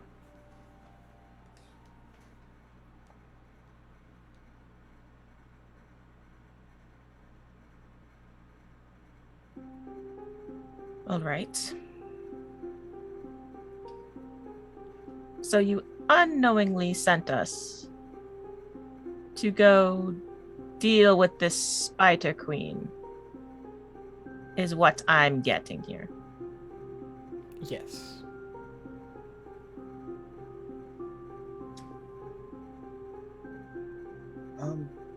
If I may, Princess. I know this is your interrogation. I hate to step on your toes or be imposing. What exactly were you hoping to gain by sending us down there? Well, a parlay at best. Parlay. So were we merely meant to speak to her on your behalf? Or were we supposed to be getting... Or we were supposed to request that she speak with you directly?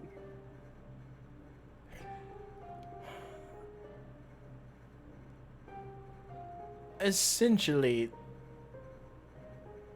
the first part. However, if she did wish to speak with me, I mean, I would not be opposed. Okay. So you say you unknowingly might have started something by sending us down.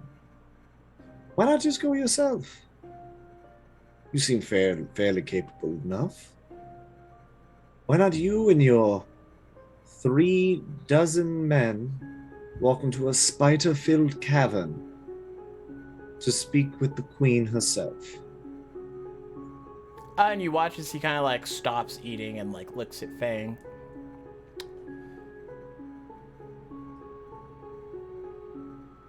Believe that would not be for the benefit of all of us.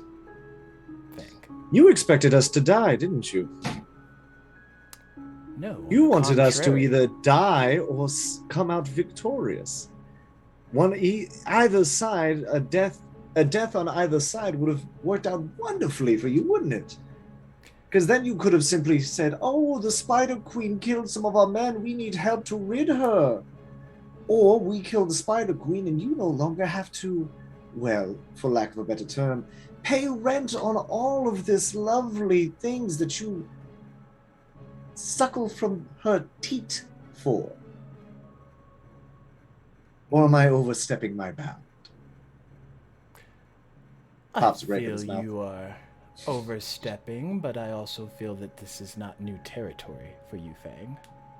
What do I gain from sacrificing the princess to the Feywild, as well as welcomed guests?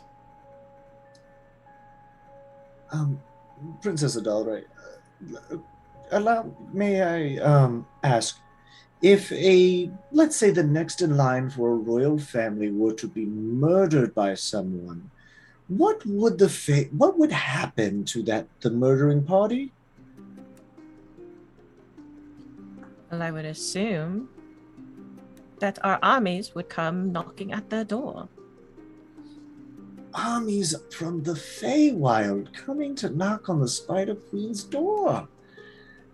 Man, wouldn't that just be so helpful in making sure that you and your people here no longer have to pay the Spider Queen for her to live essentially in her realm? Wouldn't that be lovely? All the while claiming, "Oh, I didn't mean for the princess to die. She went down there diplomatically. The queen obviously can't be trusted, and she killed your princess." You Am do I still off paint base? a good picture. However, the only reason I did not go there personally is because I had relations with the Spider Queen prior to. Relations. A relationship or relations? I'm sorry, this is Paul talking. Relations, princess.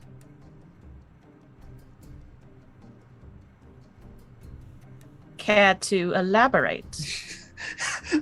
Fang is like spider, horse. What? That's a scary creature.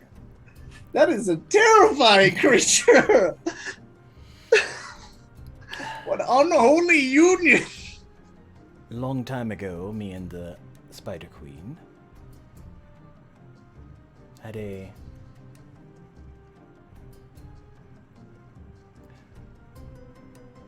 Thing. A thing is what you're telling me? yes. We'll go with So, thing. what you're telling me is you didn't go there yourselves because you were afraid of her? Because of past I'm not relations? afraid of the Spider Queen. We just did Then not why end not go on yourself, a Zotair? good note. This seems like your problem, your own personal problem that you and her need to settle, not I, or Fang, or Dargo, or anyone in this bloody room. Yes, well, now that I see how she treated my guests, I will be sure to have a conversation with her. I'm sorry, I'm going to have to cut you off. As much as I love seeing the princess here ripping you a new one, you misunderstand. She did not treat your guest that way. She treated an invading force that way. Had it not been for the princess banishing her and a friend who unfortunately I am going to owe another favor to, we would be skeletons in that cave, along with all of your men. So do not stand here as if, oh, it was a simple misunderstanding. You didn't want to talk to someone you fucked.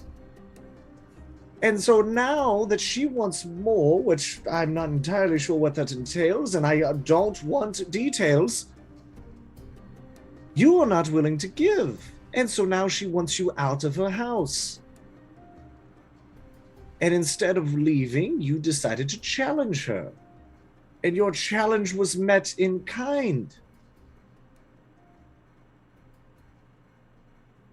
Valray's just taking her wine glass and sipping as she's listening to all this. You going on. may think yourself like these things are new and these things have never been happened. Change the players around, and this happens every day. In some city, some poor schmuck is cheating on his other half, and this is very similar scenario. You don't want to have a relationship or relations with the Spider Queen any longer, and so she told you to leave, or she demanded simply more of you, and you were not willing to give. And so you found an alternative method of going around that by sending myself, my companions, and a princess from the Feywild. Gift wrap to her. And either you were hoping that we would be able to talk her down and you would be get off scot-free, or one of the two of us end up dead. Again, All I'm seeing the before benefit me of you all is a dying dirty causes bastard. more problems than it does solutions. What problems would it cause if myself, Dargo, and it's Macha, right? Maka. Maka, and Maka perished? Let me What would that have elaborate. caused? If you and your friends died, Mhm. not so much problems. However, if anything happens to Aldare while she is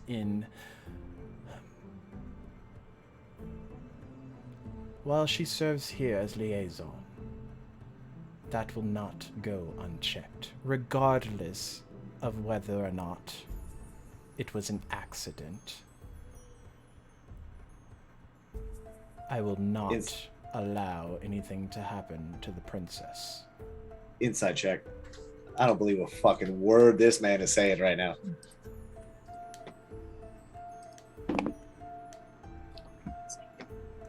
That's gonna be a 19 for me. Yep, he's telling the truth.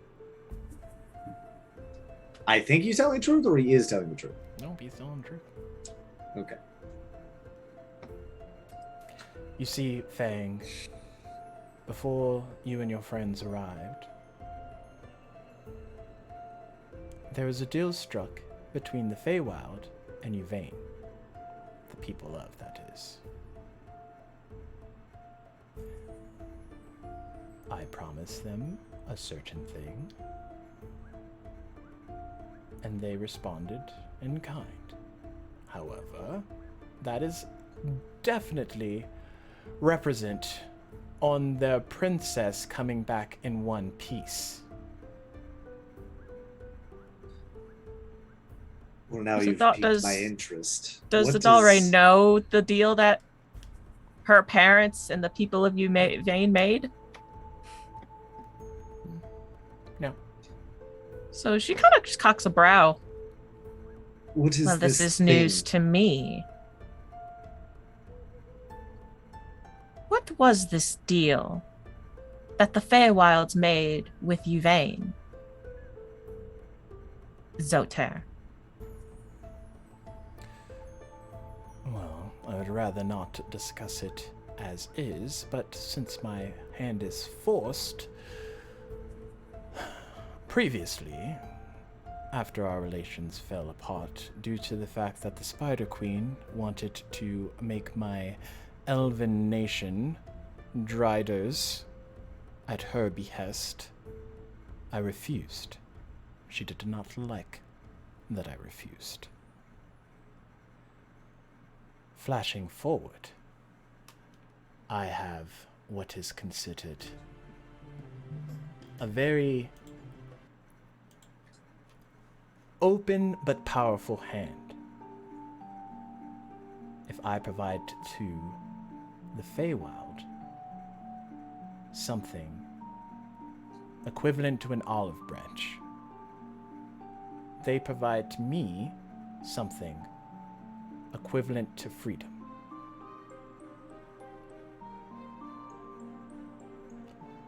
While the city of Tahale is technically within this plane,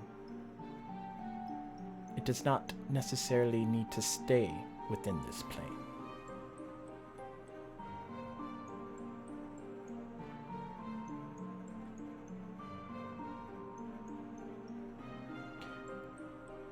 There's a particular item within the city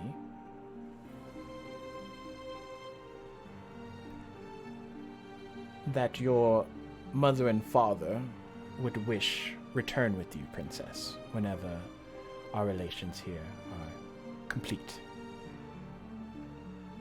Is that term?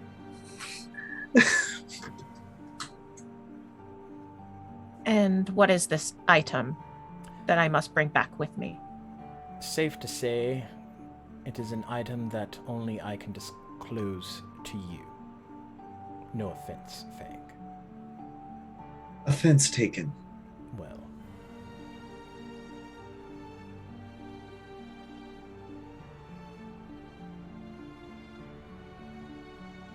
I trust Fang. You ought to tell me what this item is now. believe it does not work that way, Princess. I am bound to not tell anyone but you. And I just gave you the okay that Fang can hear of it. So what's Magically the issue? bound, Your Highness. I am incapable of speaking its name presently. Well, if you cannot speak its name, sure. How about its purpose? He just looks at you. Magic always has loopholes.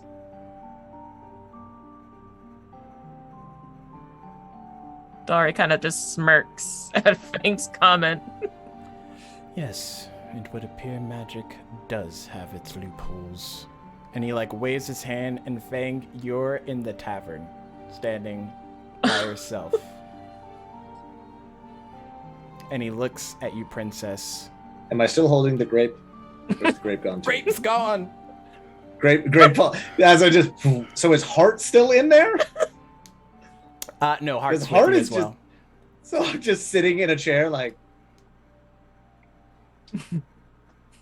Nope, there's no chair either. You're just sit mode. Just in the sitting, Actually, into like just deck save. squatting. You know, deck save just for. I'm sure you can somehow make your way out. That's a 28. Yeah. I hope I'm okay. The Like chair just the tail. is The tail just comes in and.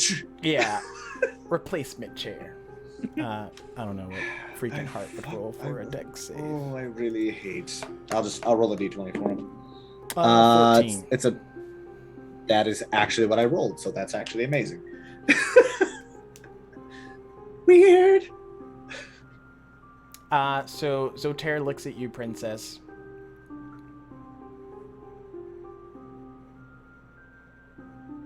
Are you sure you would like to know what this item is? It may alter your course here.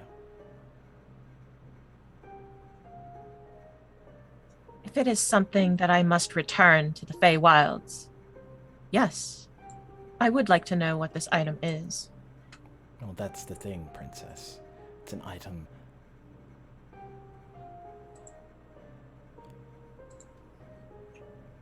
It's an item that must be returned to the Feywild.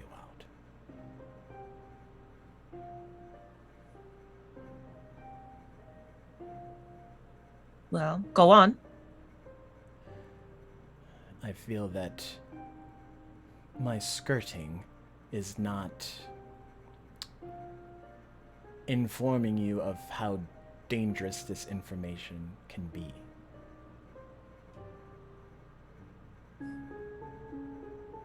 It is a burden I'm willing to bear. You told me it is something I need to bring back. Yes, I have. However, should this information be pulled from your knowing mind, as the princess, you need to be informed of all the things that could affect your home world. If I Yes. inform you of this magical item, you will know of this magical item and what it is, what it does. However, as Fang so dubiously noted, magic does exist. There are people looking for this information. And if they can find it in you where they cannot find it in me, they will use it to their advantage. I would not willingly or knowingly give you information that could be obtained from your mind at some point without your consent.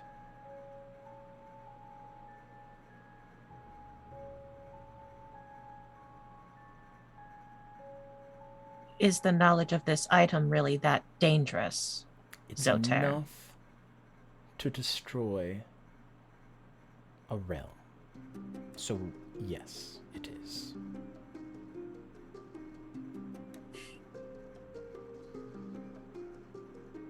She kind of ponders as she's like looking at the glass, wine in her glass.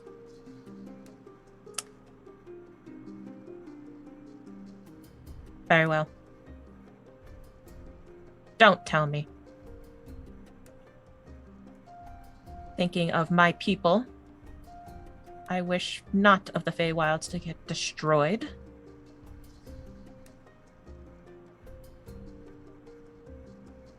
However, I will be taking this item back with me when the time comes. As it is already written.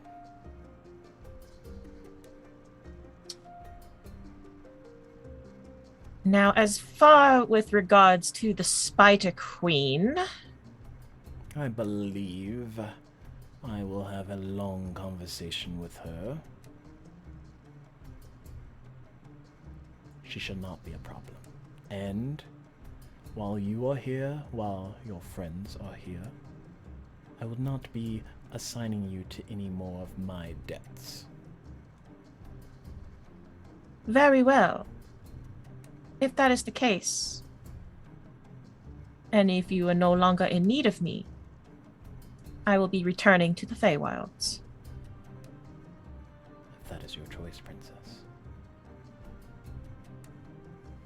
Now, if you could be so kind as to return my friends here.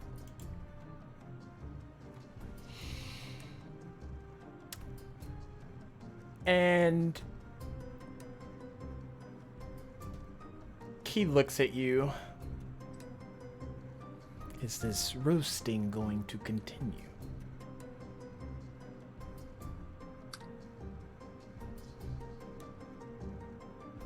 With the short amount of time that I've been with Fang,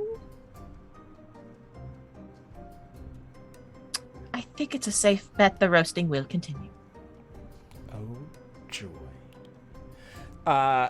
And on that note, we will switch over to Dargo. From what you can assess, there is at least 60 plus guard here at this fort. The supplies, you've checked over them. There's enough to kind of be rationed out for what you would think to be maybe a month or two before they would need to be replenished. There are tradesmen that have arrived, blacksmiths, things of that nature, who are using their resources to make weapons and other items of armor and things of that caliber to offer out to the troops.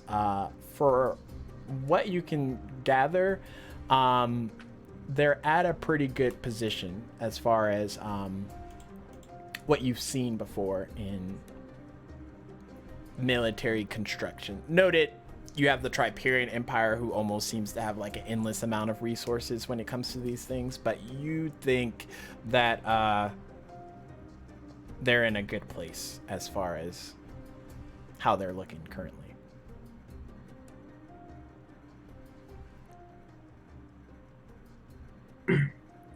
Do I see anyone that I know? Potentially the three I sparred with earlier. The one that you can see out of those three is Arton, the halfling. He's just kind of like stone edge sharpening his sword off by himself. So I walk over to Arton. Arton! Oh, sir. And he like stops and puts his sword away and stands up at like parade's rest. Dargo looks at him, waves his hands. There's no need for such formalities, Arton. Not a ranking official in any army anymore. How are you doing since the sparring match? Pretty good. I think I learned quite a few things that I can use to my advantage in the future. Hopefully not to attack the same place thrice in a row. No, adapt and overcome, as they say. Attacking the cast is good. Hobble your enemy. You can't stand. Well, get an advantage. But if you've done it once, they'll look for it again.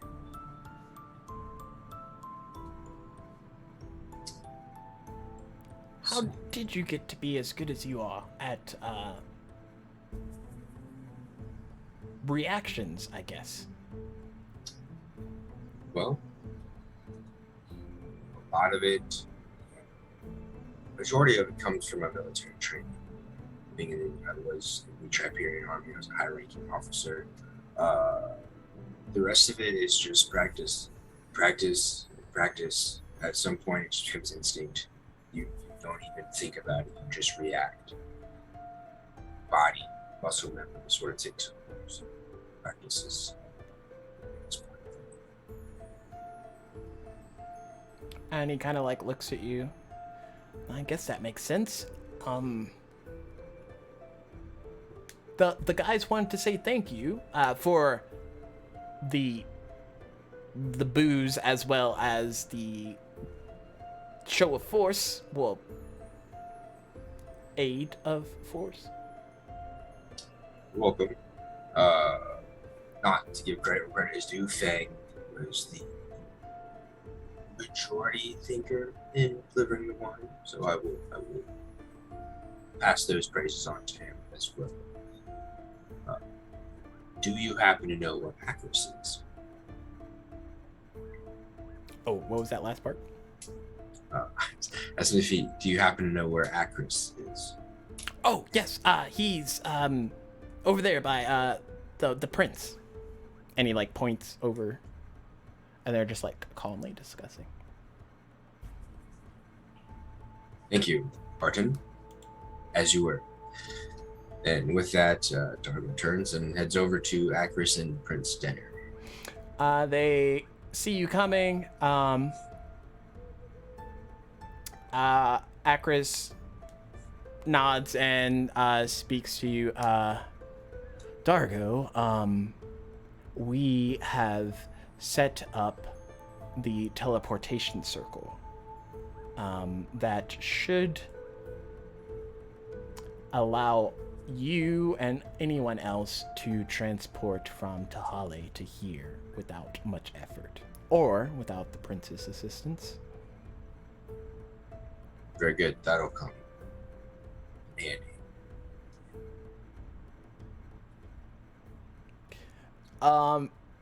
And the prince kind of like looks at you.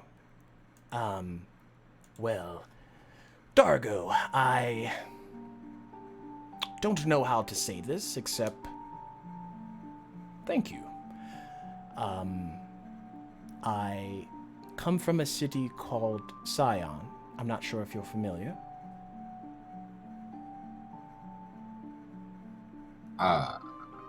Would I be familiar with Scion? Yeah, I would say you probably would be, as far as it being kind of the capital city to the Uvain people, except like the noble and rich side of things, and like most advanced technology-wise of the Uvain people. You haven't been there. Most people haven't been there. However, you are familiar with its existence. Yes, I am familiar with Zion. Well, as Prince, to the race there, I'm not sure if they informed you, but I was more or less sought out by Zotaire to kind of offer aid, and I learned a lot just in the short time with being with you and your other companions, of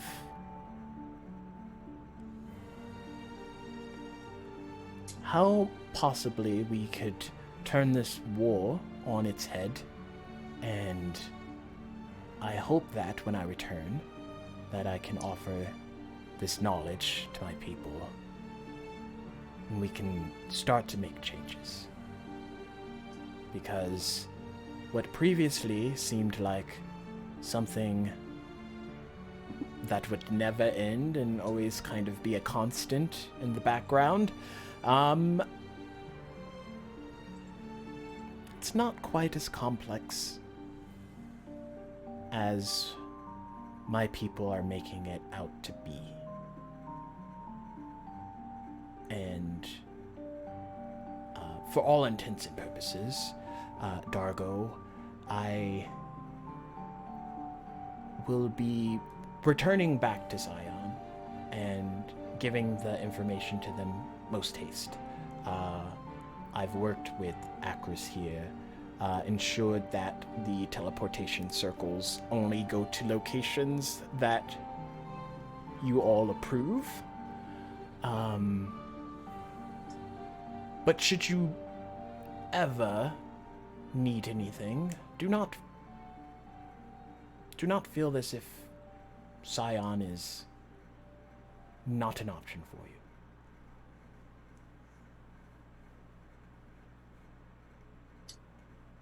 Well, your help has been most appreciated as well for this time.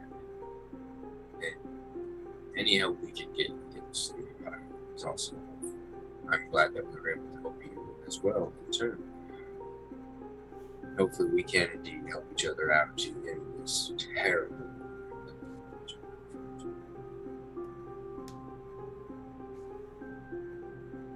And he kind of like nods at you and gestures back at Acris. So,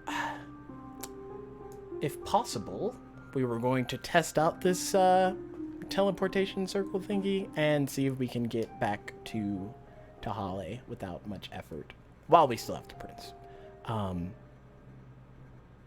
If it all works, I will contact him, and he will probably be off on his way.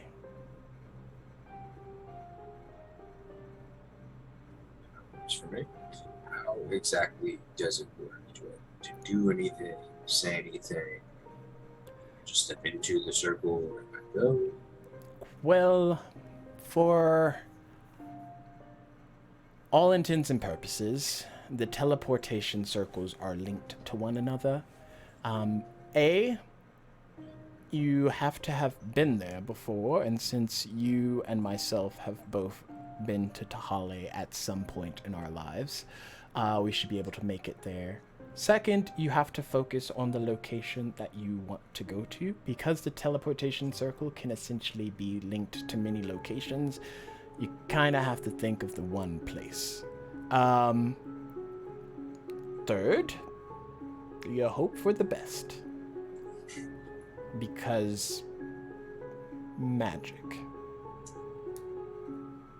Sounds about right. Well, no time like the present. Okay, and Acris leads you over to the teleportation circle, which is located inside the fort. Once you make it in there, you see like all these different types of arcane symbols and things of that nature. And in the center of the room is like this really large circle that kind of like gives off this arcane glow. And Acris walks on top of it and kind of like motions for you to come over as well.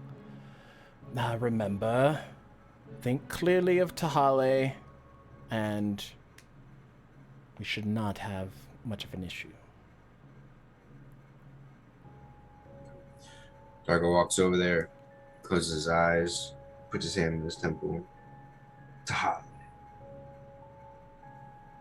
And with that, you two kind of like glow faintly, and then spirits of white light energy starts to wrap around and engulf you, and then you kind of like beat off and vanish in that particular moment.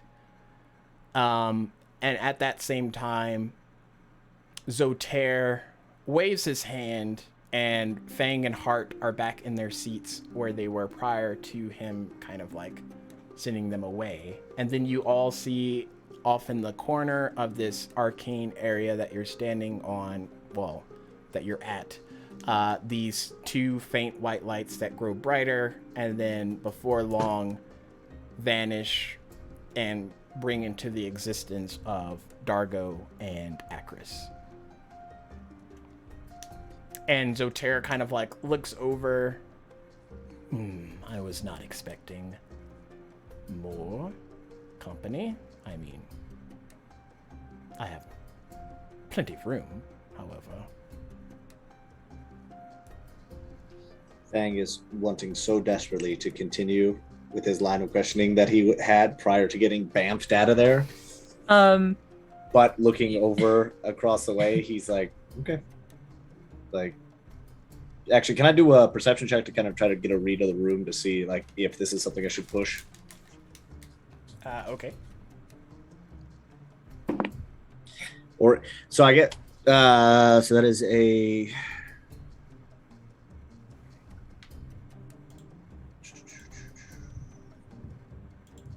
so it's a 16 But what I'm just trying to get a read on is like just kind of seeing like if this has been resolved in a way, or if this is still like is there still like a tension, or is this like, all right, that's been resolved and we're moving on to something else? It's kind of what I'm just trying to get read on. From what you can tell, like the body language and things of that sort, it's been resolved. However, it's still like one of those touchy subjects potentially type deals. Like, you can read body language fairly easily to know that obviously after you and Hart vanished, they continued to discuss the things. However, you're not exactly sure how in depth they went with it. But Adalare doesn't seem to be giving off that like tense vibe she was having prior to, where she wasn't getting like the answers that she wanted. Okay. And then obviously like Akris and Dargo are just there. Yeah. And just on top of it, Adalre is giving Fang a look like it's fine. It's fine. Everything's fine. Fang picks a new grape, pops it in. Did you have a lovely chat while I was away? Or I'm sorry, while we were away. Yes, we had a very lovely conversation. Splendid. Dargo and Akris. Well, so glad we could pull you from the north. Please, sit.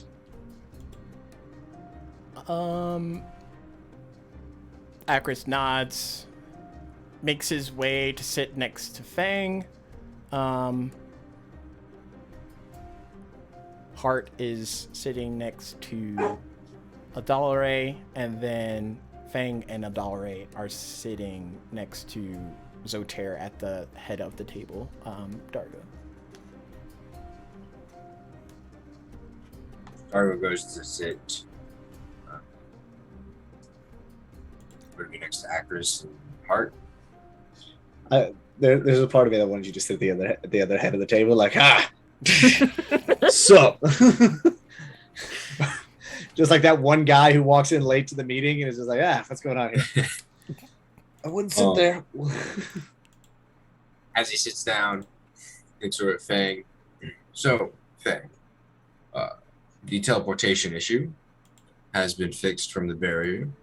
Hopefully, we should not get any surprises through that way, unless the Empire figures out a new way. And as you can see, they have added teleportation rings, so we can teleport from here to Hale back to Demon's Creek. Wonderful. More magic. Just what Fang likes. He just shoots a glance, like doesn't do like a full look, just kind of like at the corner of his eye, just like, all right. Well, good. At least now we can come and go from there as need be. Should help making supply runs a little better, but if that place were ever to fall, I hope we have a way to close that off. Speaking of supplies, the troops are most gracious and send their thank you. They stopped us from being dead again, stopped me from dying again, and stopped the fort from falling, so I feel a little extra well wine wouldn't hurt.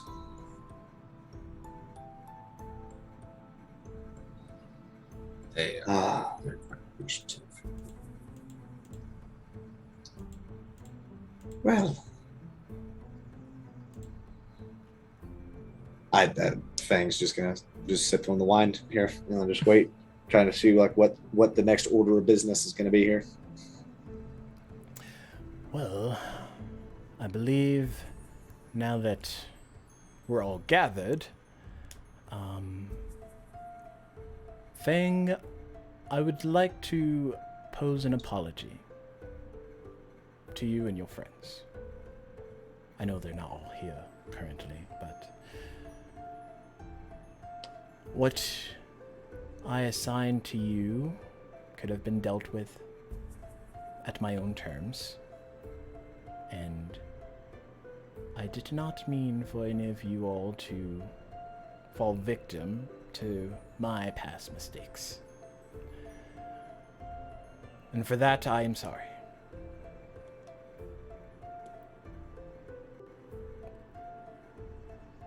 What is it that Tahale can offer you all to aid you in potentially your time of need?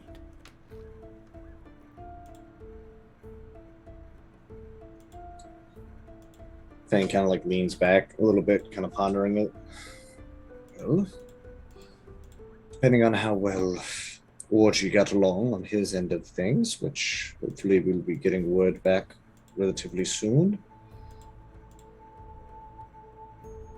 We already are going to be using Demon Creek as a staging area for launching a counter-offensive, as well as this artifact that they are hopefully going to be successful in collecting.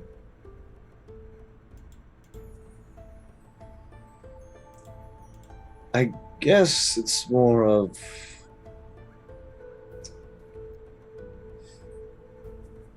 well, we might require aid going forward as far as troops, or simply aid when it comes to the counteroffensive.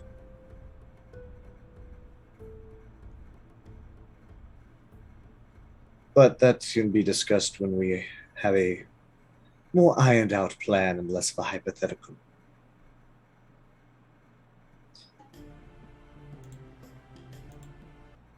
Argo looks over at Fang and Akris. Hopefully we can discover what happened to Coffee. It's the last thing we saw was her disappear in front of us. Yes, Coffee. Wonder what did happen to her. Sure, she's fine though. She can handle herself quite well. It's not like she would go evil or anything, right? Fang doesn't say that last part.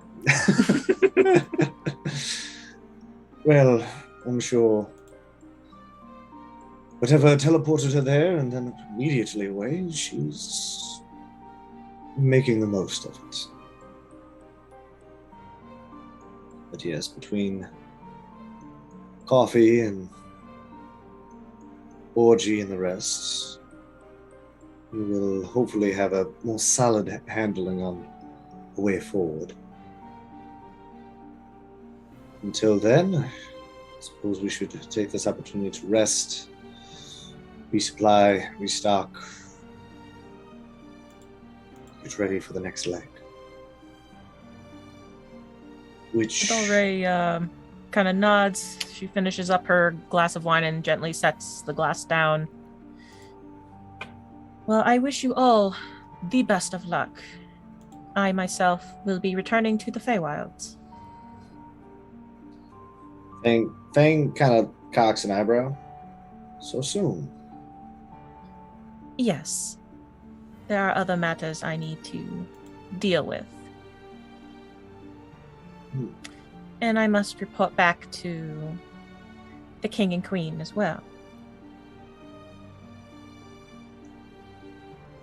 Any chance we could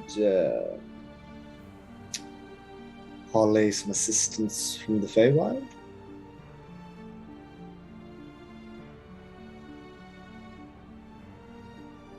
She kind of thinks for a moment. It depends on what you're offering to the Feywilds in order for this assistance.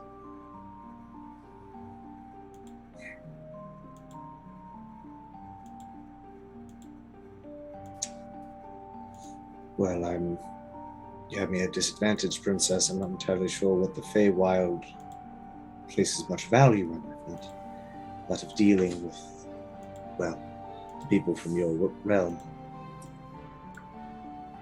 Well, there are many things. Throughout my stay here alone, there have been exotic foods. Clothing is different here as well. Culture. All these things that are exotic to the Feywilds.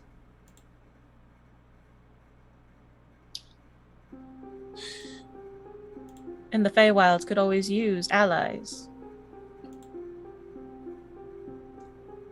Fang kind of drums his fingers on the table a little bit, contemplating. If I may be so bold, would I be able to accompany you back to the Feywild? To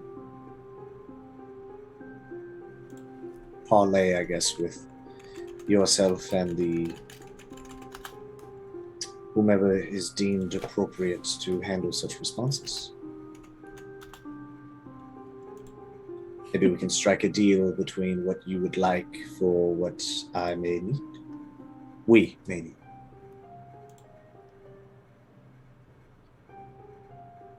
If that is your wish, you are more than welcome to accompany me to the Feywilds.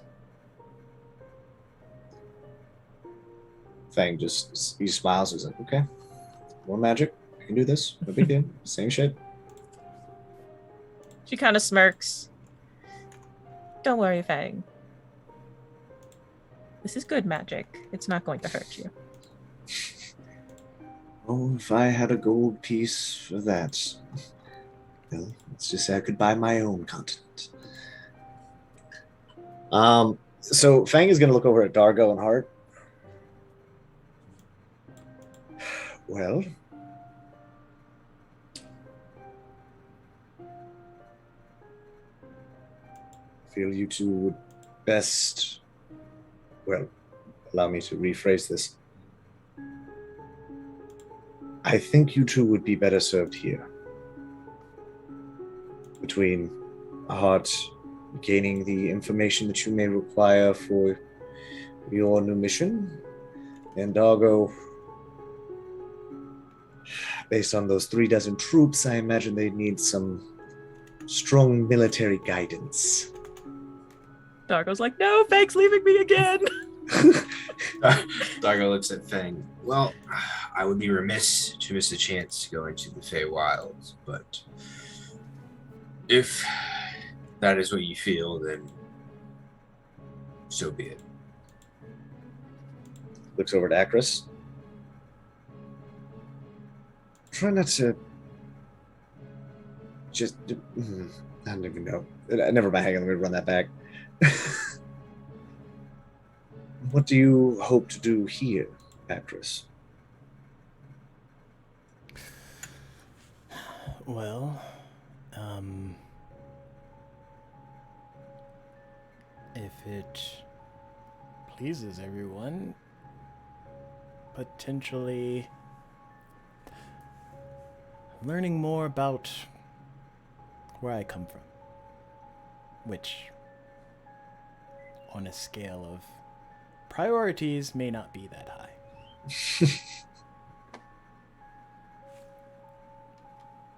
Well, I mean, that might be something you need to bring up with the village elder here about getting access to the libraries and such. But I imagine while we have some downtime here, it wouldn't be too drastic of a request.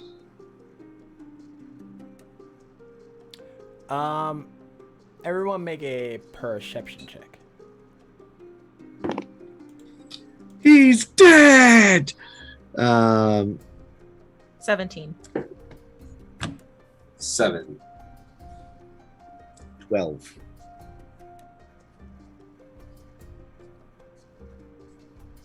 Okay.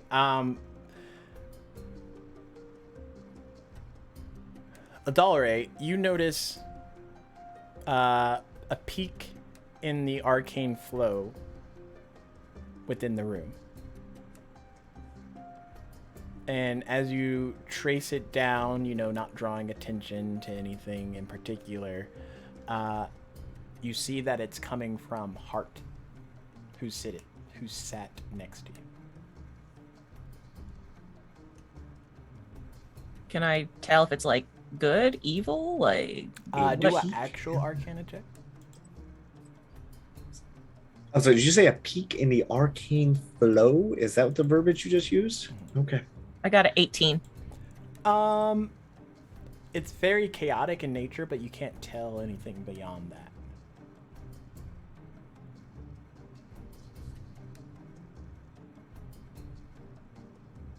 She kind of looks over to Hart. Your name was Hart. I'm so sorry. I keep forgetting your name. Yes, it's hard. How are you feeling with all of this? Fang believes I should stay here. Then perhaps it's for the best. Ah. Do you mind if we speak in private? Sure. And he kind of like eases his seat out and like gets up and gestures for her. She kind of looks at you all. Excuse me, please. And she turns and walks off with Hart. Zotair senses that you want privacy, so he waves his hand and you're back in like Zotair's loft area or his keep.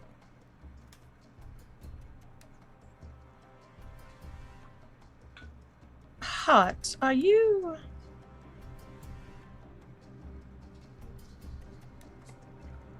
trained in the ways of Arcana?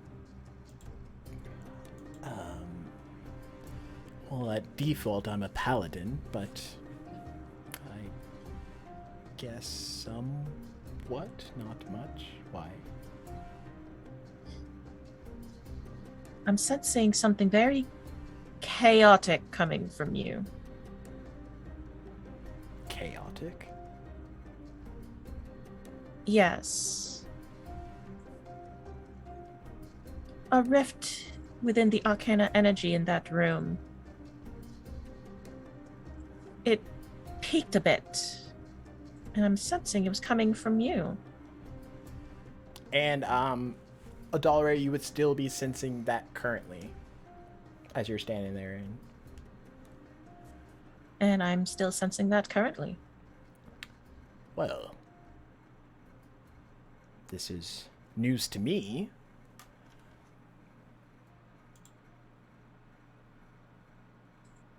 I'm not quite sure what this entails, but I would just keep your wits about you. I always do, princess. And in that moment, you realize you've never told him that... Actually, no, he would have heard that you were a princess from your talk with Fang. But yeah. Just Adalray. Right. Adalray. And you watch as the image of him kind of like changes over slightly. And it's almost as if he's a portal to something else. Something comes out of Hart, as if Hart is the vessel for this. And this woman steps out of Hart's body, and the moment she does, Hart vanishes, and you're looking at an elvish woman, high elf, sort of. She's wearing green. Her hair is done up to the max, and she looks at you. Princess Adalray, I presume. Am I still sensing this chaotic energy? Yes. This is the chaos. So you're the chaos I've sensed. Chaos? Dear, we barely know each other. No offense. I was just stating that there was a chaotic energy that I sensed.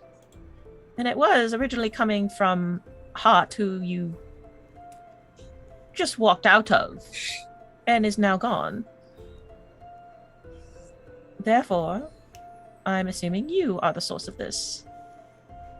But yes, I am Adalre. And you are? Where are my manners? My name is Genevieve. Genevieve Riviere. Genevieve. Yes. It's nice to meet your acquaintance. What can I do for you? My dear. Well, I was hoping that you and I can have a little girls' chat. My apologies, but I have more important matters to settle than have girls' time. I believe this topic of discussion is something of importance to you. You are from the Feywild, are you not? If you know of me, then you would assume that yes, I am. Yes. So shall we talk?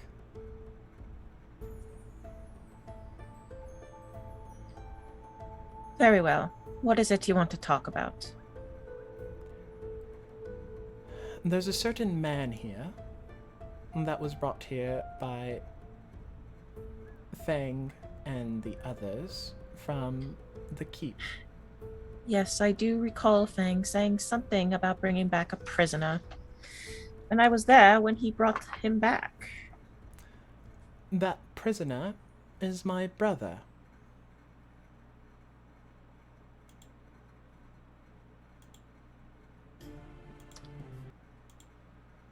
I see. And what does this have to do with me? Well, my brother has done a lot of terrible things in his lifetime. More so than he gives himself credit. Part of this is particular artifacts of great power. These artifacts allow things such as shifting from one realm to another without merit and without rhyme or reason. All right. To make matters simple, these artifacts are made from a thing called iridium.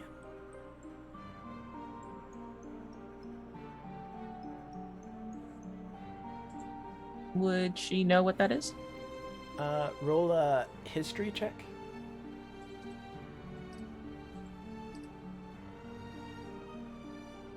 $13. You've never encountered iridium, however, you have read vaguely in text and things of that nature that iridium is basically fossilized dragon bone. Iridium, you say? Yes. All right. Again, what does this have to do with me? Again, this is why we need to have a girls' talk, because there's a lot of information that you need to be privy of. Such as how your kind fought in the Dragon Song War, which would be ages now that I think of it.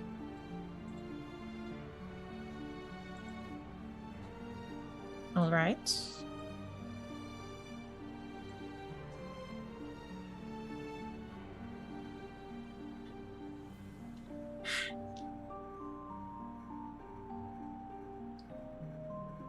So, do these artifacts have something to do with this war? What are you trying to get at here? Stop beating around the bush.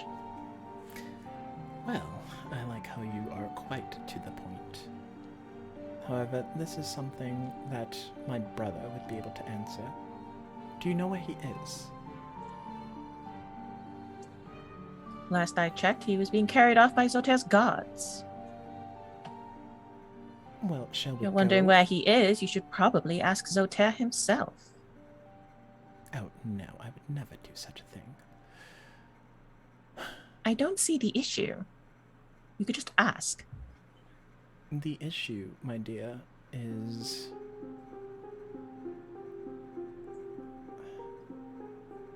all of this goes back to a certain point. This city, the Dragonsong War,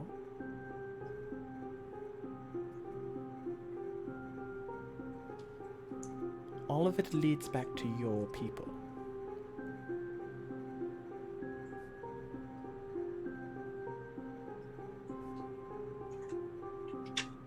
So are you needing something from me then? Specifically?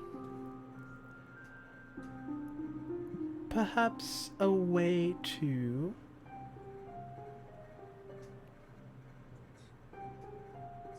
fix it all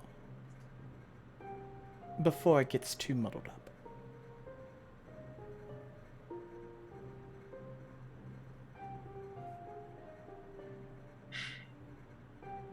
And how can I possibly do that?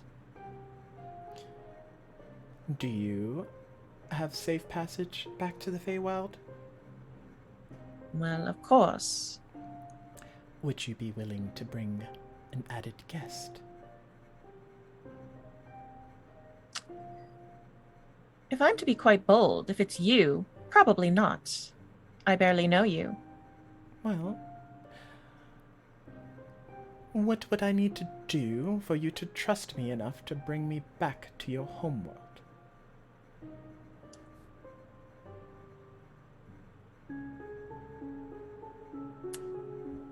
I'm not quite sure. I would need time to think about that. Considering you just walked out of Hot, I barely know you, and I'm not quite liking this chaotic energy that I'm feeling from you.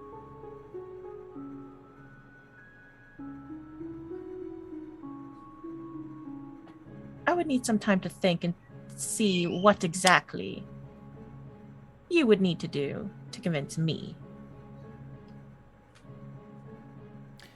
Very well.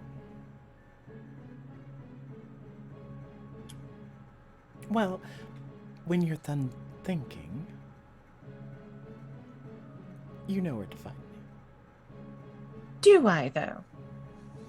I believe you do.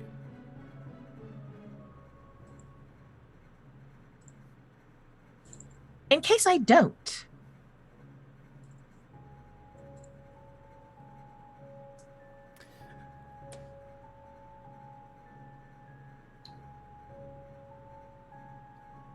She kind of like looks at you for a second. You'll be a very capable leader one day.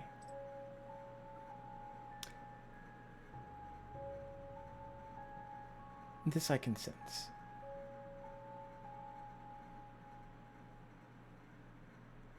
But for the time being, should you need to contact me, you can simply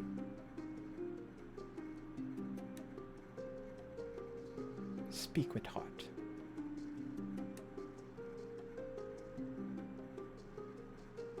Very well.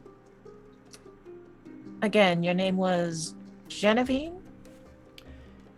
Yes, Genevieve Riviere. Very well. Then I will see you when I think of a good reason on you proving yourself to me. And she nods and kind of like looks off to the side. And you watch as her visage changes back into heart, and he's just like looking at you. So this chaotic energy, it's like, what exactly?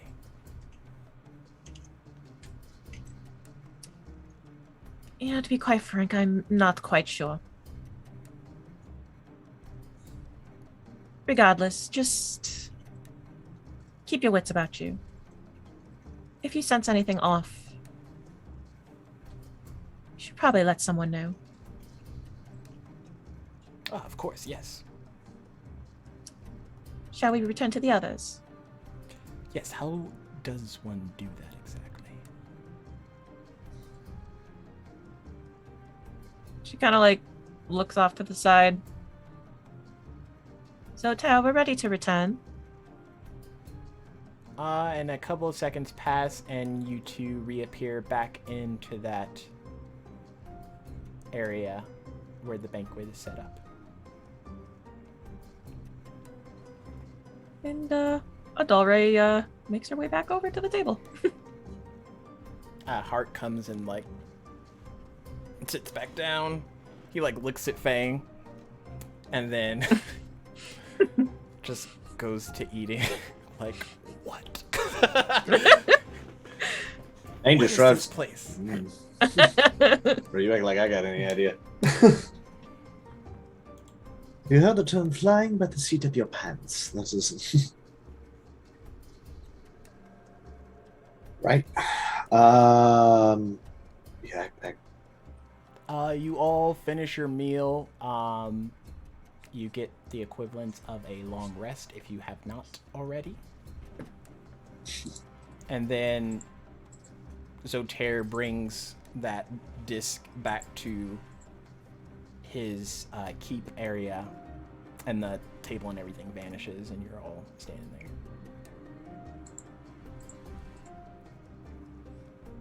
Well, that dinner was lovely, Lord Zotair. Thank you. Yes, hopefully next time I can have you all without such tension. That steak was very much not medium rare. To be fair, Zotair, if you were just straightforward with us in the first place, none of this would have happened. Also a true statement, Princess. Fang, yes. could you walk with me for a moment?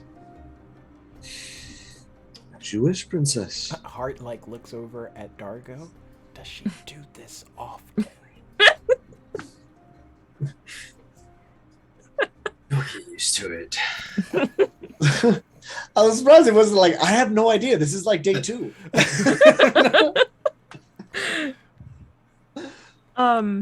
So Adalre kind of walks with Fang is Fang. Yeah, Fang's walking like very, very much like think of like Loki walking, just like hands kind of like behind the back, just very slow strut, just like.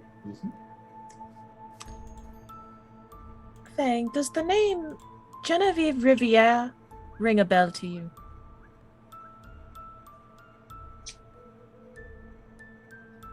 Yeah, it does. That's Vladimir's last name, or I believe the name that he gave. But Genevieve itself does not. Why? I'm going to be frank with you, Fang. While we were sitting at dinner, I felt basically a disturbance in the arcana energy in that room. It was coming from Hart. As you know, I pulled him off to the side to speak with him because, quite frank, I wasn't quite sure what exactly I was sensing. And before my eyes, this woman walked out of him. He disappeared, and she called herself Genevieve Riviere. You see his jawline tense a little bit as you're saying this, like, oh, he stepped out and he disappeared. Like, are we getting tricked? I didn't check him.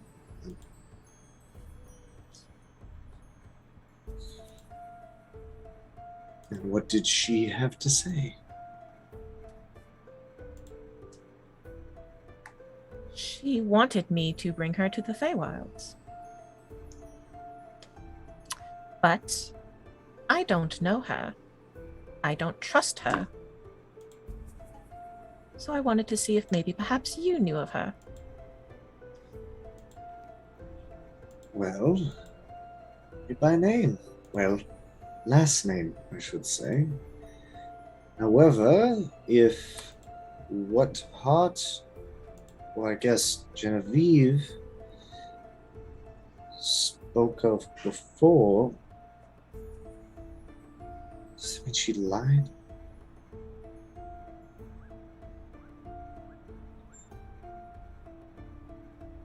So was when you say she stepped out, we're not talking like a changeling. We're talking No, like no, it was more like a portal.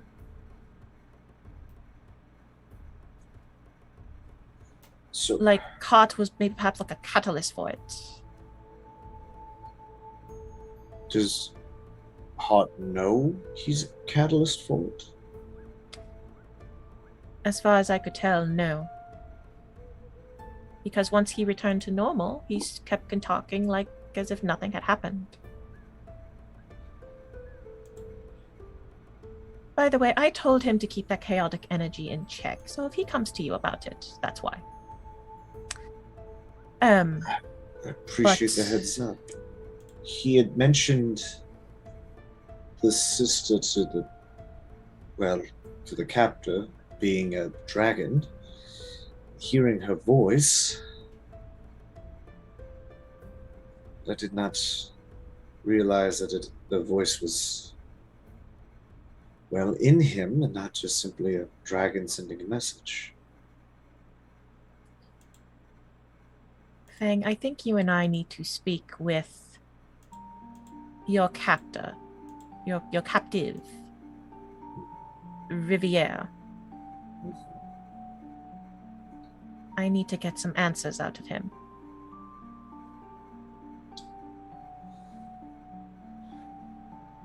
I believe that is actually for the best. Because now with this fun little discovery,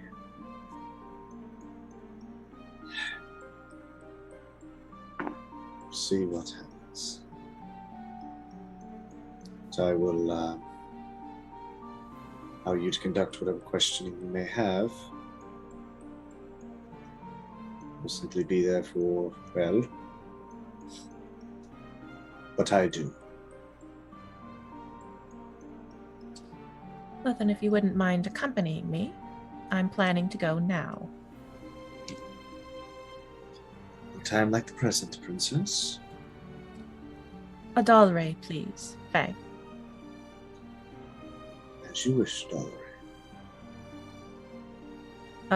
She kind of turns on heel, goes back. Zotea, Yes, Your Highness. the captive Fang brought back from his little adventure. Where's he being kept? Well, Fang requested that he not be treated like a prisoner, but we are keeping him captive in a safe keep off to the north side of the city. You might be familiar.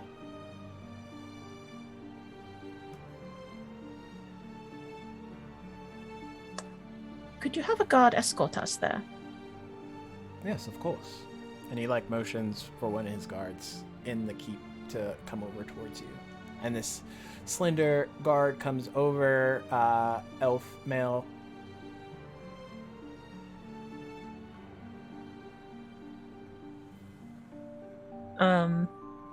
And the Dalray is just going to be like, all right, let's go. Hart looks at you two. Fang, is this of concern?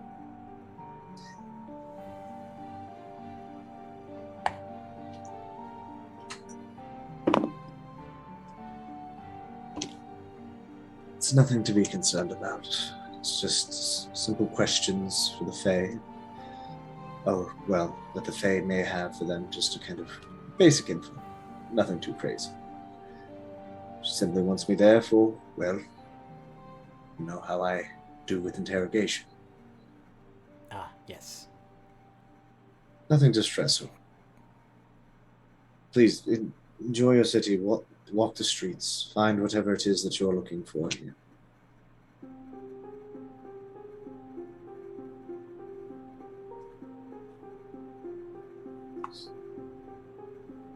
Adalra kind of like looks over her shoulder. Coming along, Fang? Of course, Adalre, of course.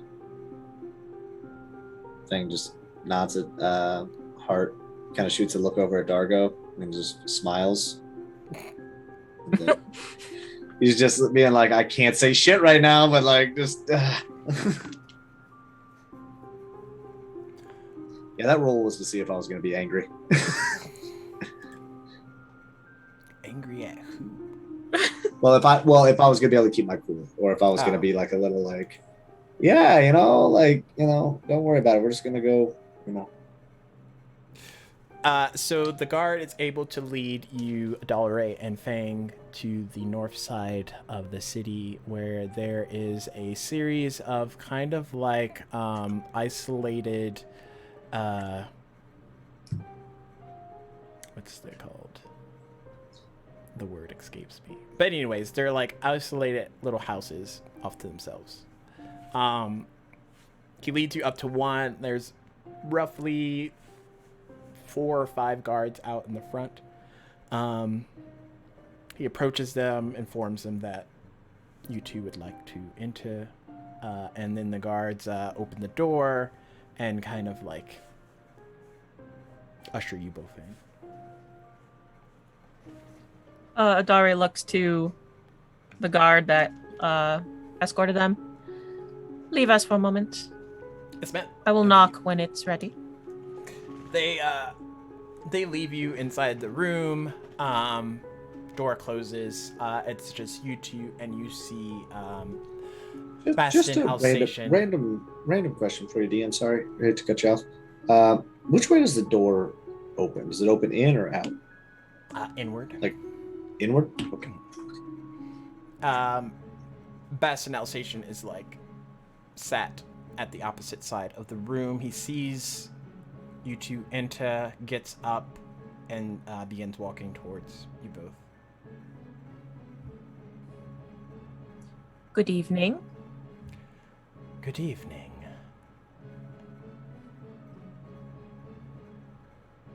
Shall I call you Bastion or... Looks over to Fang. What was his name again? Vladimir Rivera. Vladimir. I believe we agreed that going by Bastion would cause less questions to be asked. Very well, Bastion. I am Adalre. I have some questions for you. Sure. What does the name Genevieve Riviere mean to you? And as you say that name, similar to Fang, you can see like his jaw like visibly clench, his hands also like tighten slightly. That would be my sister's name. Well, she graced me with her presence earlier. What can you tell me about her? Oh, what's to tell? She's an adult green dragon. Goes by the name Lefebvre. In Draconic, of course. You wouldn't happen to know why she may want to go to the Feywilds?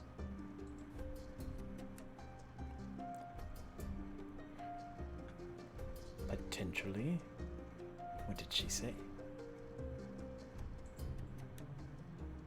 She said something along the lines of ancient artifacts that can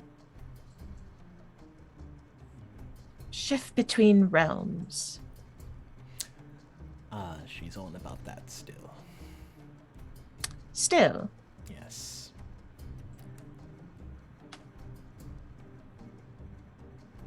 Before I was in my current body, I was in my previous body, a form similar to hers, elvish, I would assume. However, I was unlike her in that I could no longer turn back into my draconic form. My dragon form, as you all call it. Because I had become a vampire. And due to circumstance, during the Dragonsong War, I ended up making various artifacts from our brethren that fell in battle. Through arcane power, magics, things of that nature, I devised various different gems, rings, chalices, you can really just name it, of very magnificent power, all varying to a degree. All right. And what would she want with these artifacts? There was one item I made, possibly not my best moment, but it came from the heart and bones of her lover, who fell in battle. This item is of great power. It has the ability to dissolve a realm completely.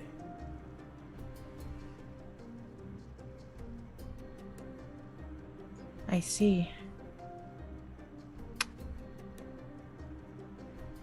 Very well. I think that's all the information I need to make my decision. I'm sorry, I had to step away there for a second.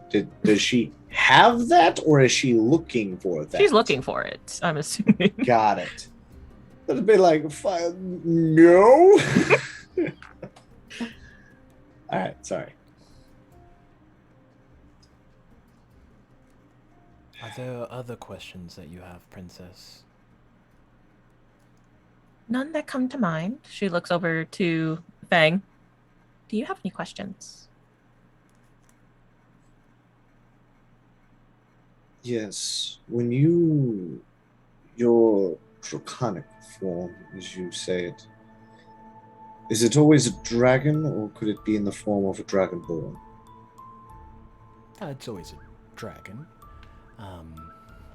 My sister's very powerful in her own right. She learned sorcery from my wife, who we all The Blood Wolf aware Queen. of. Yes, exactly. There we go. Just elephant room there. Yes. So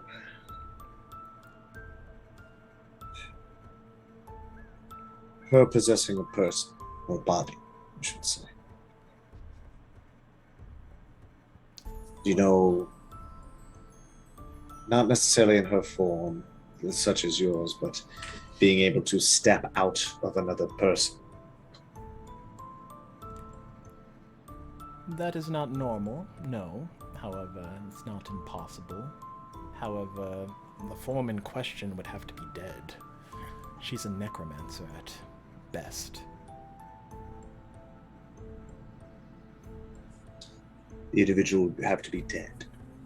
Yes. So, so let's say, for instance, she brought someone back. Would that person truly be back, or simply a husk? It's hard to say. I haven't really talked to my sister in quite some time. However, last I checked, If you were to make an educated guess, I would assume that they would be dead.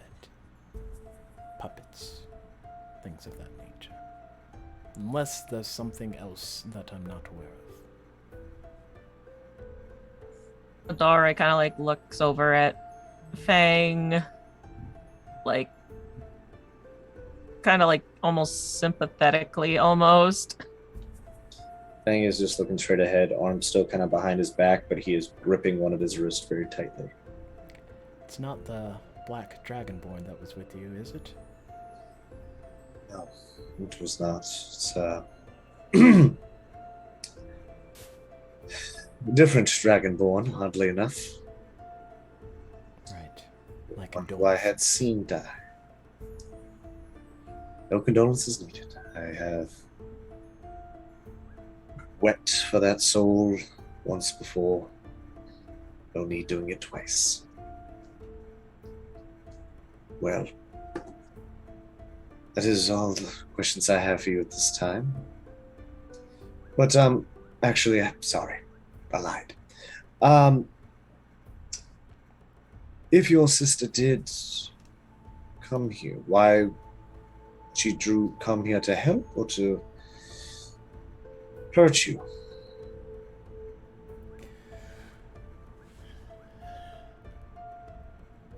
Well, we did not part on good terms. My sister has typically looked in the best interest of the people of Yvain. The dragons were, at one time, the dedicated protectors before the Triperian Empire came and kind of eradicated everything. So if she knew where you were, would she try to break you out?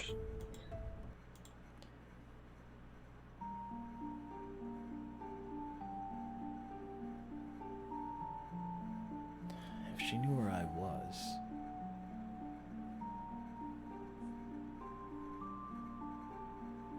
I believe she would want to use me to find said artifact.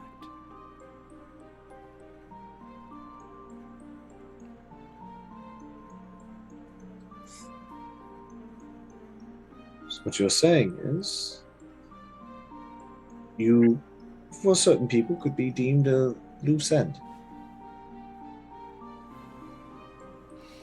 Depends.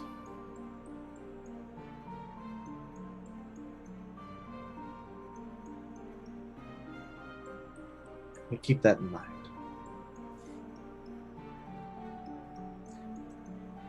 Have a good rest of your day, and I hope you enjoy your meal. Please let the guards know if you need anything as far as basic amenities. After all, you may be a prisoner here, but we are trying to treat you at least a little bit better than general scum. Annie nods and looks over at Dalray.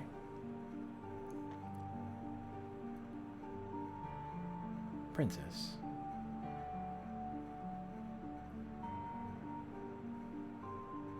Oh, you're muted, sorry. Yes. When it becomes something in your possession, do not give it to anyone. No matter who they might be, who you believe they might be.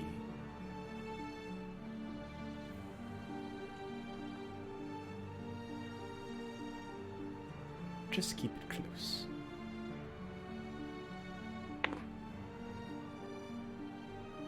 That was the game plan. And she kind of bows slightly. Have a good rest of your day. And she turns on heel, heads to the door, and we're done here. A couple seconds pass, the door opens. Yes. Oh, yes. And she walks out. Before Fang walks out of the room, and as the door closes, he looks at the guard. Just to quell a curiosity, who are you allowed to give access to this room?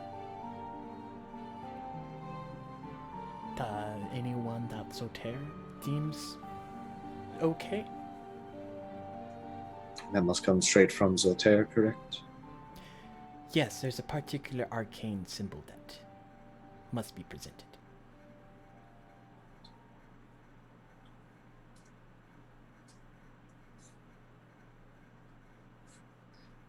Keep up the good work. Yes, sir. Smiles and walks out. Meanwhile, back at Zotair's keep, Soter kind of like nonchalantly motioning towards some of his guards. They walk off. You notice Dargo. And before long, they come back with a very large chest. Like two of them just sat it off on like a podium in front of you all. And around that time, you see as Adalray and Fang kind of walk back up to where you all were at previously. Ah, good. I imagine everything was in good standings. Oh no, you're muted. Yes, it was. It was good. Sorry, I have screaming children. You're fine. It was good, yes. And he walks over to the chest. It would seem, while your money's not good here, you possibly may need it wherever you might be going. And he opens up the chest, and he begins to like grab pouches that have audible coin in it down. How many would you say is in your party, Fang?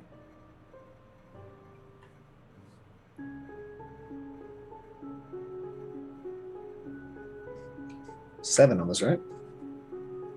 Isn't that crazy? It's me, Dargo, Coffee, Mako, Orgy, Artis. And then technically, Adalray. Okay. And he goes over to you and he hands you 6 pouches.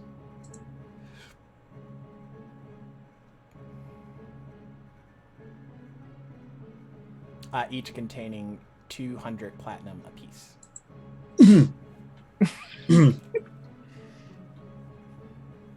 For your troubles, Fang. You can disperse this amongst your group. Don't be a crook. Don't be a crook. Don't be a crook. Don't be a crook. Dargo saw you get 6 bags.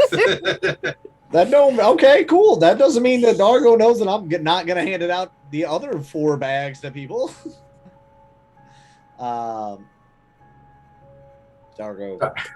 Dargo walked up the thing. Yeah, that's like Dargo. Sure, I here, should like hang take on this to shit. the other members' pouches. Yes, because I'll be heading to the Fae possibly soon, so you will probably be an easier person for them to get a hold of. He takes his one and then sets the other ones. Gives you the other 5. You said 20 gold, 20 platinum? No, 200 platinum. 200. That's why I nearly died. Okay. Just for everybody at home, 1 platinum is 10 gold. Let y'all do the math on that one.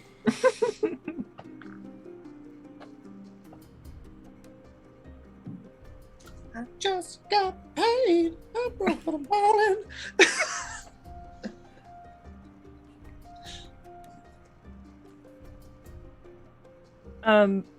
Adalray does look over to Zoter. I am planning on leaving fairly soon. Zoter. Right. We will have the package ready.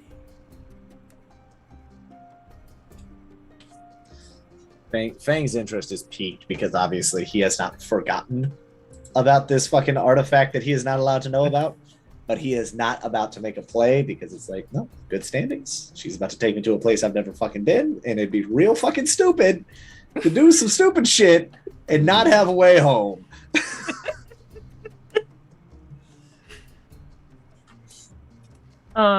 So Adalray is going to just sit at a nearby bench. She kind of like reaches into her cloak, takes out her book, and just waits. She's waiting for that package to be ready. Fang glances over at the book. Zoter goes out of the area for a bit.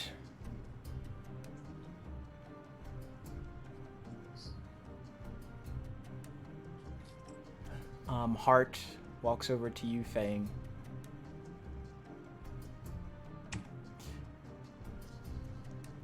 You're not gonna do anything rash in this Feywild, are you?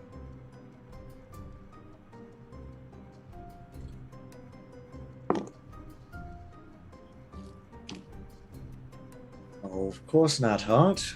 You know me. When have I ever done anything rash? You mean the time that you threw the child at the feet of the green dragon's heels? Well, I mean, true, but you remember what he was babbling about, don't you? The words he kept repeating? He was acting a bit strangely. It was funny. What it was. So what was he saying now? I'm drawing a blank. Um, You were there with me, of course. I imagine with your sharp intelligence, you would remember. and you watch as he thinks. I can't remember, actually.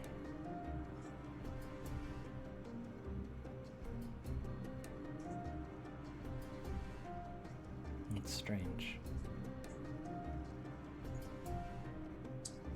Well, it's fine. I mean, it happens. It was only a little thing, but I mean, I'd handled well when we were at the castle.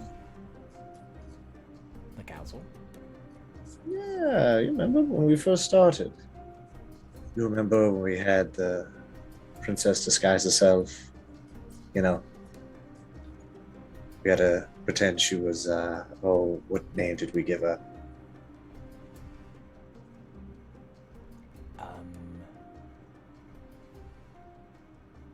What? Are you okay, Fang? Yeah, of course. I'm just reminiscing of old times. Sorry, seeing you here has just brought back a lot of memories. Ah, But yeah, you remember what she looked like, right? the princess? Yeah, when we had her disguise herself. Um. Well, yes. She was a hobgoblin, correct? Yeah, hobgoblin. That's what it was. Had a. I think it was Daniel. I think is what we had to call her, right? Did you say Daniel? Yeah. I don't think we named her Daniel. What did we name her then?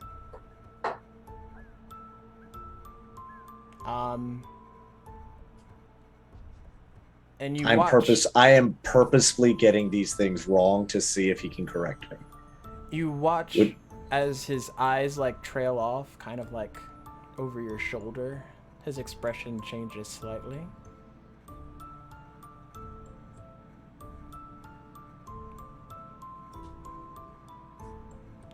Dagger. Yes, that's what it was. Not Daniel. I'm so. I think I might have had just a little too much wine today. I think that's obviously what it is. I'm sorry, No, Hart. Fang. Is that dagger? And he like points over your shoulder. And walking towards the keep. I don't want to turn around. I don't want to turn around. I don't want to turn around. Fang turns around and looks. It's Mei Li as she's walking up.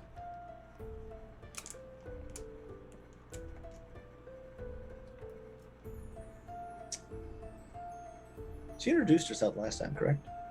Yeah, to Coffee. Well, and to Fang. Well, then Coffee introduced Fang to Melee. Yeah.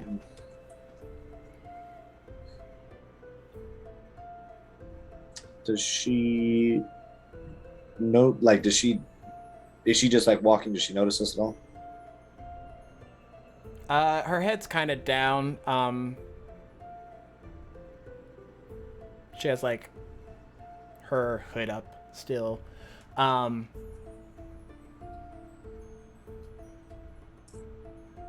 then she looks up and sees all of you, and you can see that she's visibly crying.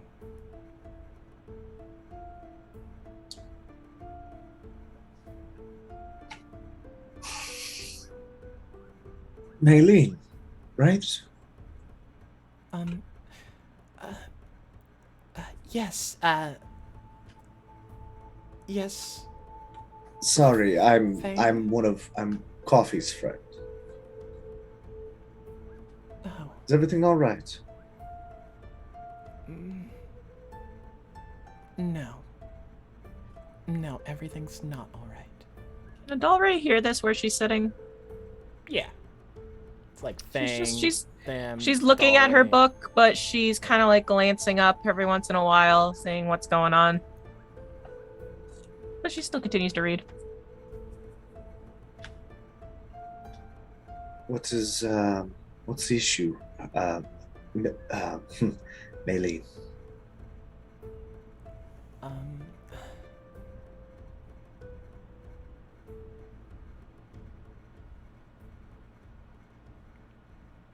I guess it's my friends.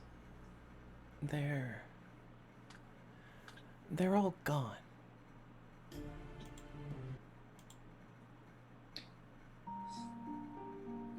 You say they're all gone. Are you meaning they are deceased, or they have simply left? I don't know.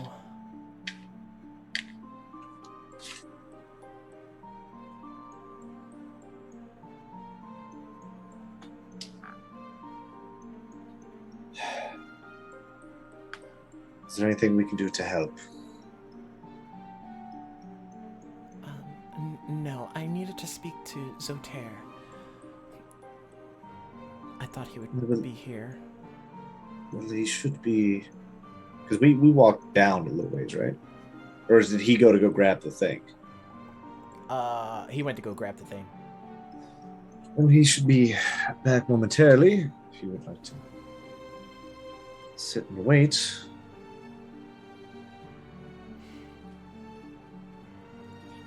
Okay. I'll do that.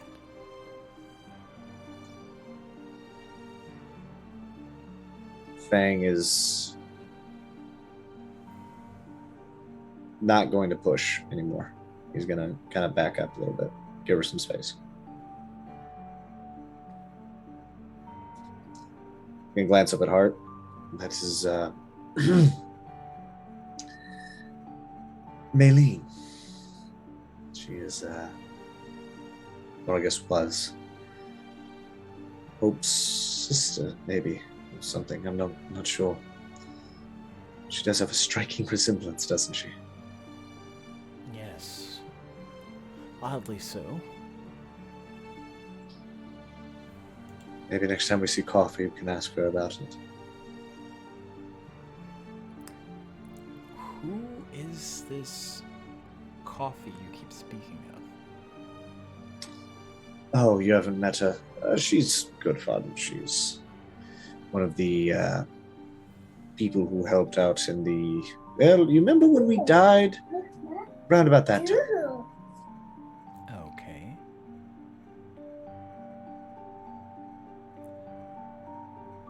So, we'll be able to meet her here in a little bit, I'm sure.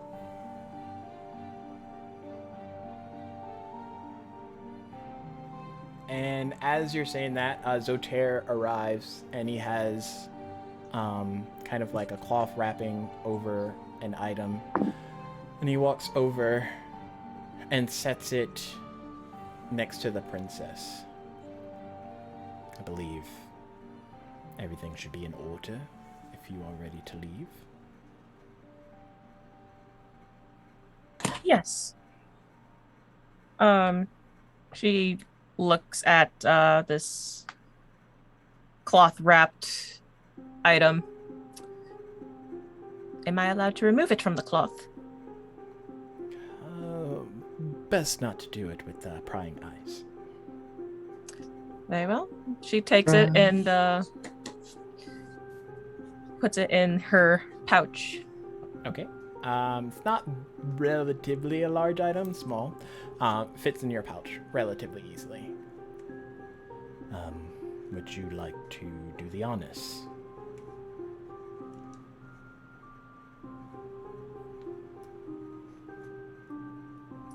Now, what honors are you referring to? Well, you said you were going to return to the Feywild, so I imagine you would like to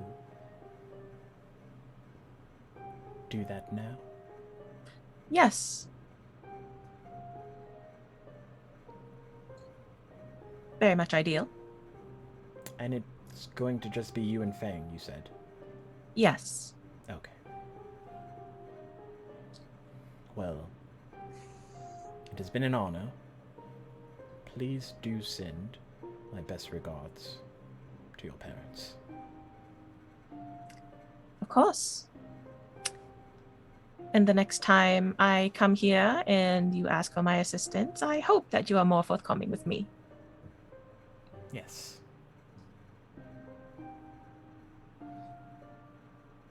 Until next time. Go ahead.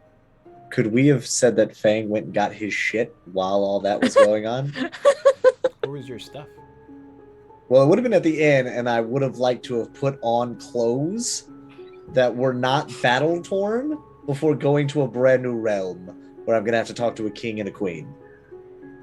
Zotair waves his hand and your stuff appears like close to you.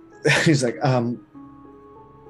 Adalray, if I please have just a moment to kind of gestures to himself. Change briefly. Please hurry, Fang. Fang just smiles like, yes, ma'am. He literally just grabs his shit and goes like around a corner, like not even like going into a building, just around a corner from everybody, and just does a quick wardrobe change, putting on like some of his nicer clothing that he has, which isn't that nice, but it is enough to kind of.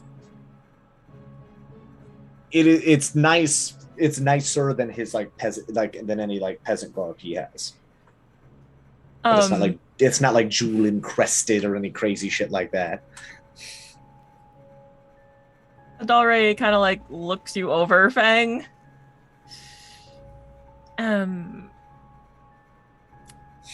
We may have to do a little shopping before you meet the king and queen. No That offense. would actually be greatly appreciated. I'm not going to lie to you. Wasn't sure how much time we had here. But yes, that would be greatly appreciated. These are more meant for blending in, not really formal presentations. Like the shirt's a little tighter than he would like. It's like tight shirt, a little tight around the shoulders, you know. We can go shopping as soon as we enter the Fae. Be much appreciated. So, Taya, we're ready now. Very well. And he extends his hand, and again you feel a peak in the arcane energy, Adalray. Except this time it's not chaotic. It is very much evil, as this portal opens up, and you can sense it coming from the Feywild.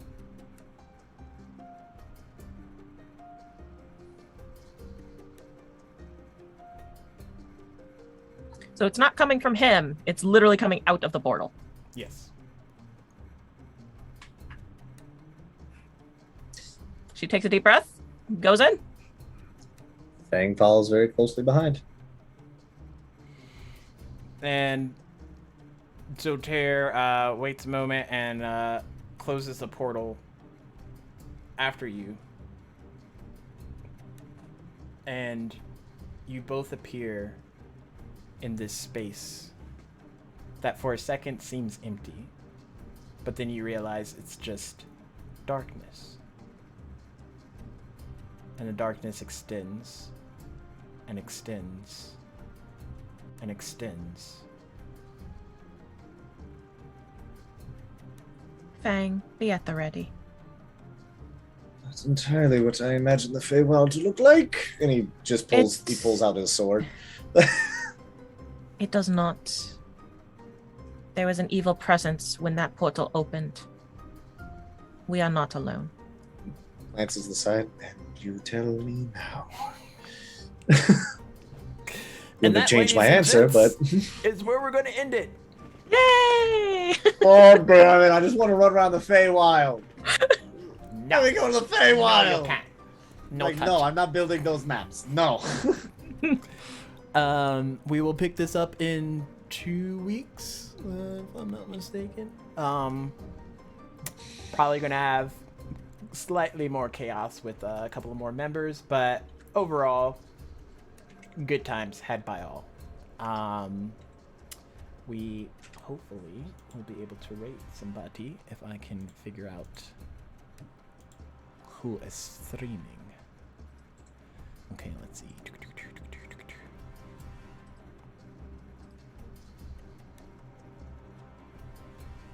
But yes, send Paul to Shadowfell. Oof. Oh, Don't forget, starting in the month of September, these games are going to be moving over to a new channel. They're going to have a new home. Yes, so if you have not already, go to Dungeon Mechanics, no space, on Twitch, and give it a follow. Because nothing's better than already having 50 followers before we start streaming, and then we'll get freaking affiliate in no time. But regardless, we're going to be moving to Dungeon Mechanics. We'll have all that set up here in September, and we look forward to seeing all of you there so that we can continue our shenanigans. Because you all know how much we love shenanigans. And it's just The chouse! Justin Timberlake meme face, where he's just like staring you down and just getting closer and closer as the camera pans. That's my favorite meme to use. Oh my god. Does I rolled a 40 on stealth. You think you're hidden? Fuck you! It's fine. Nobody's hidden. It's cool. It's cool. We are going to raid MC Fixer because no one is online right now.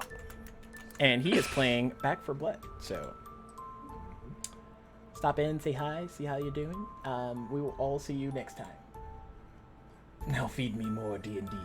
Yes, yes. Nothing but ample servings. Okay, bye.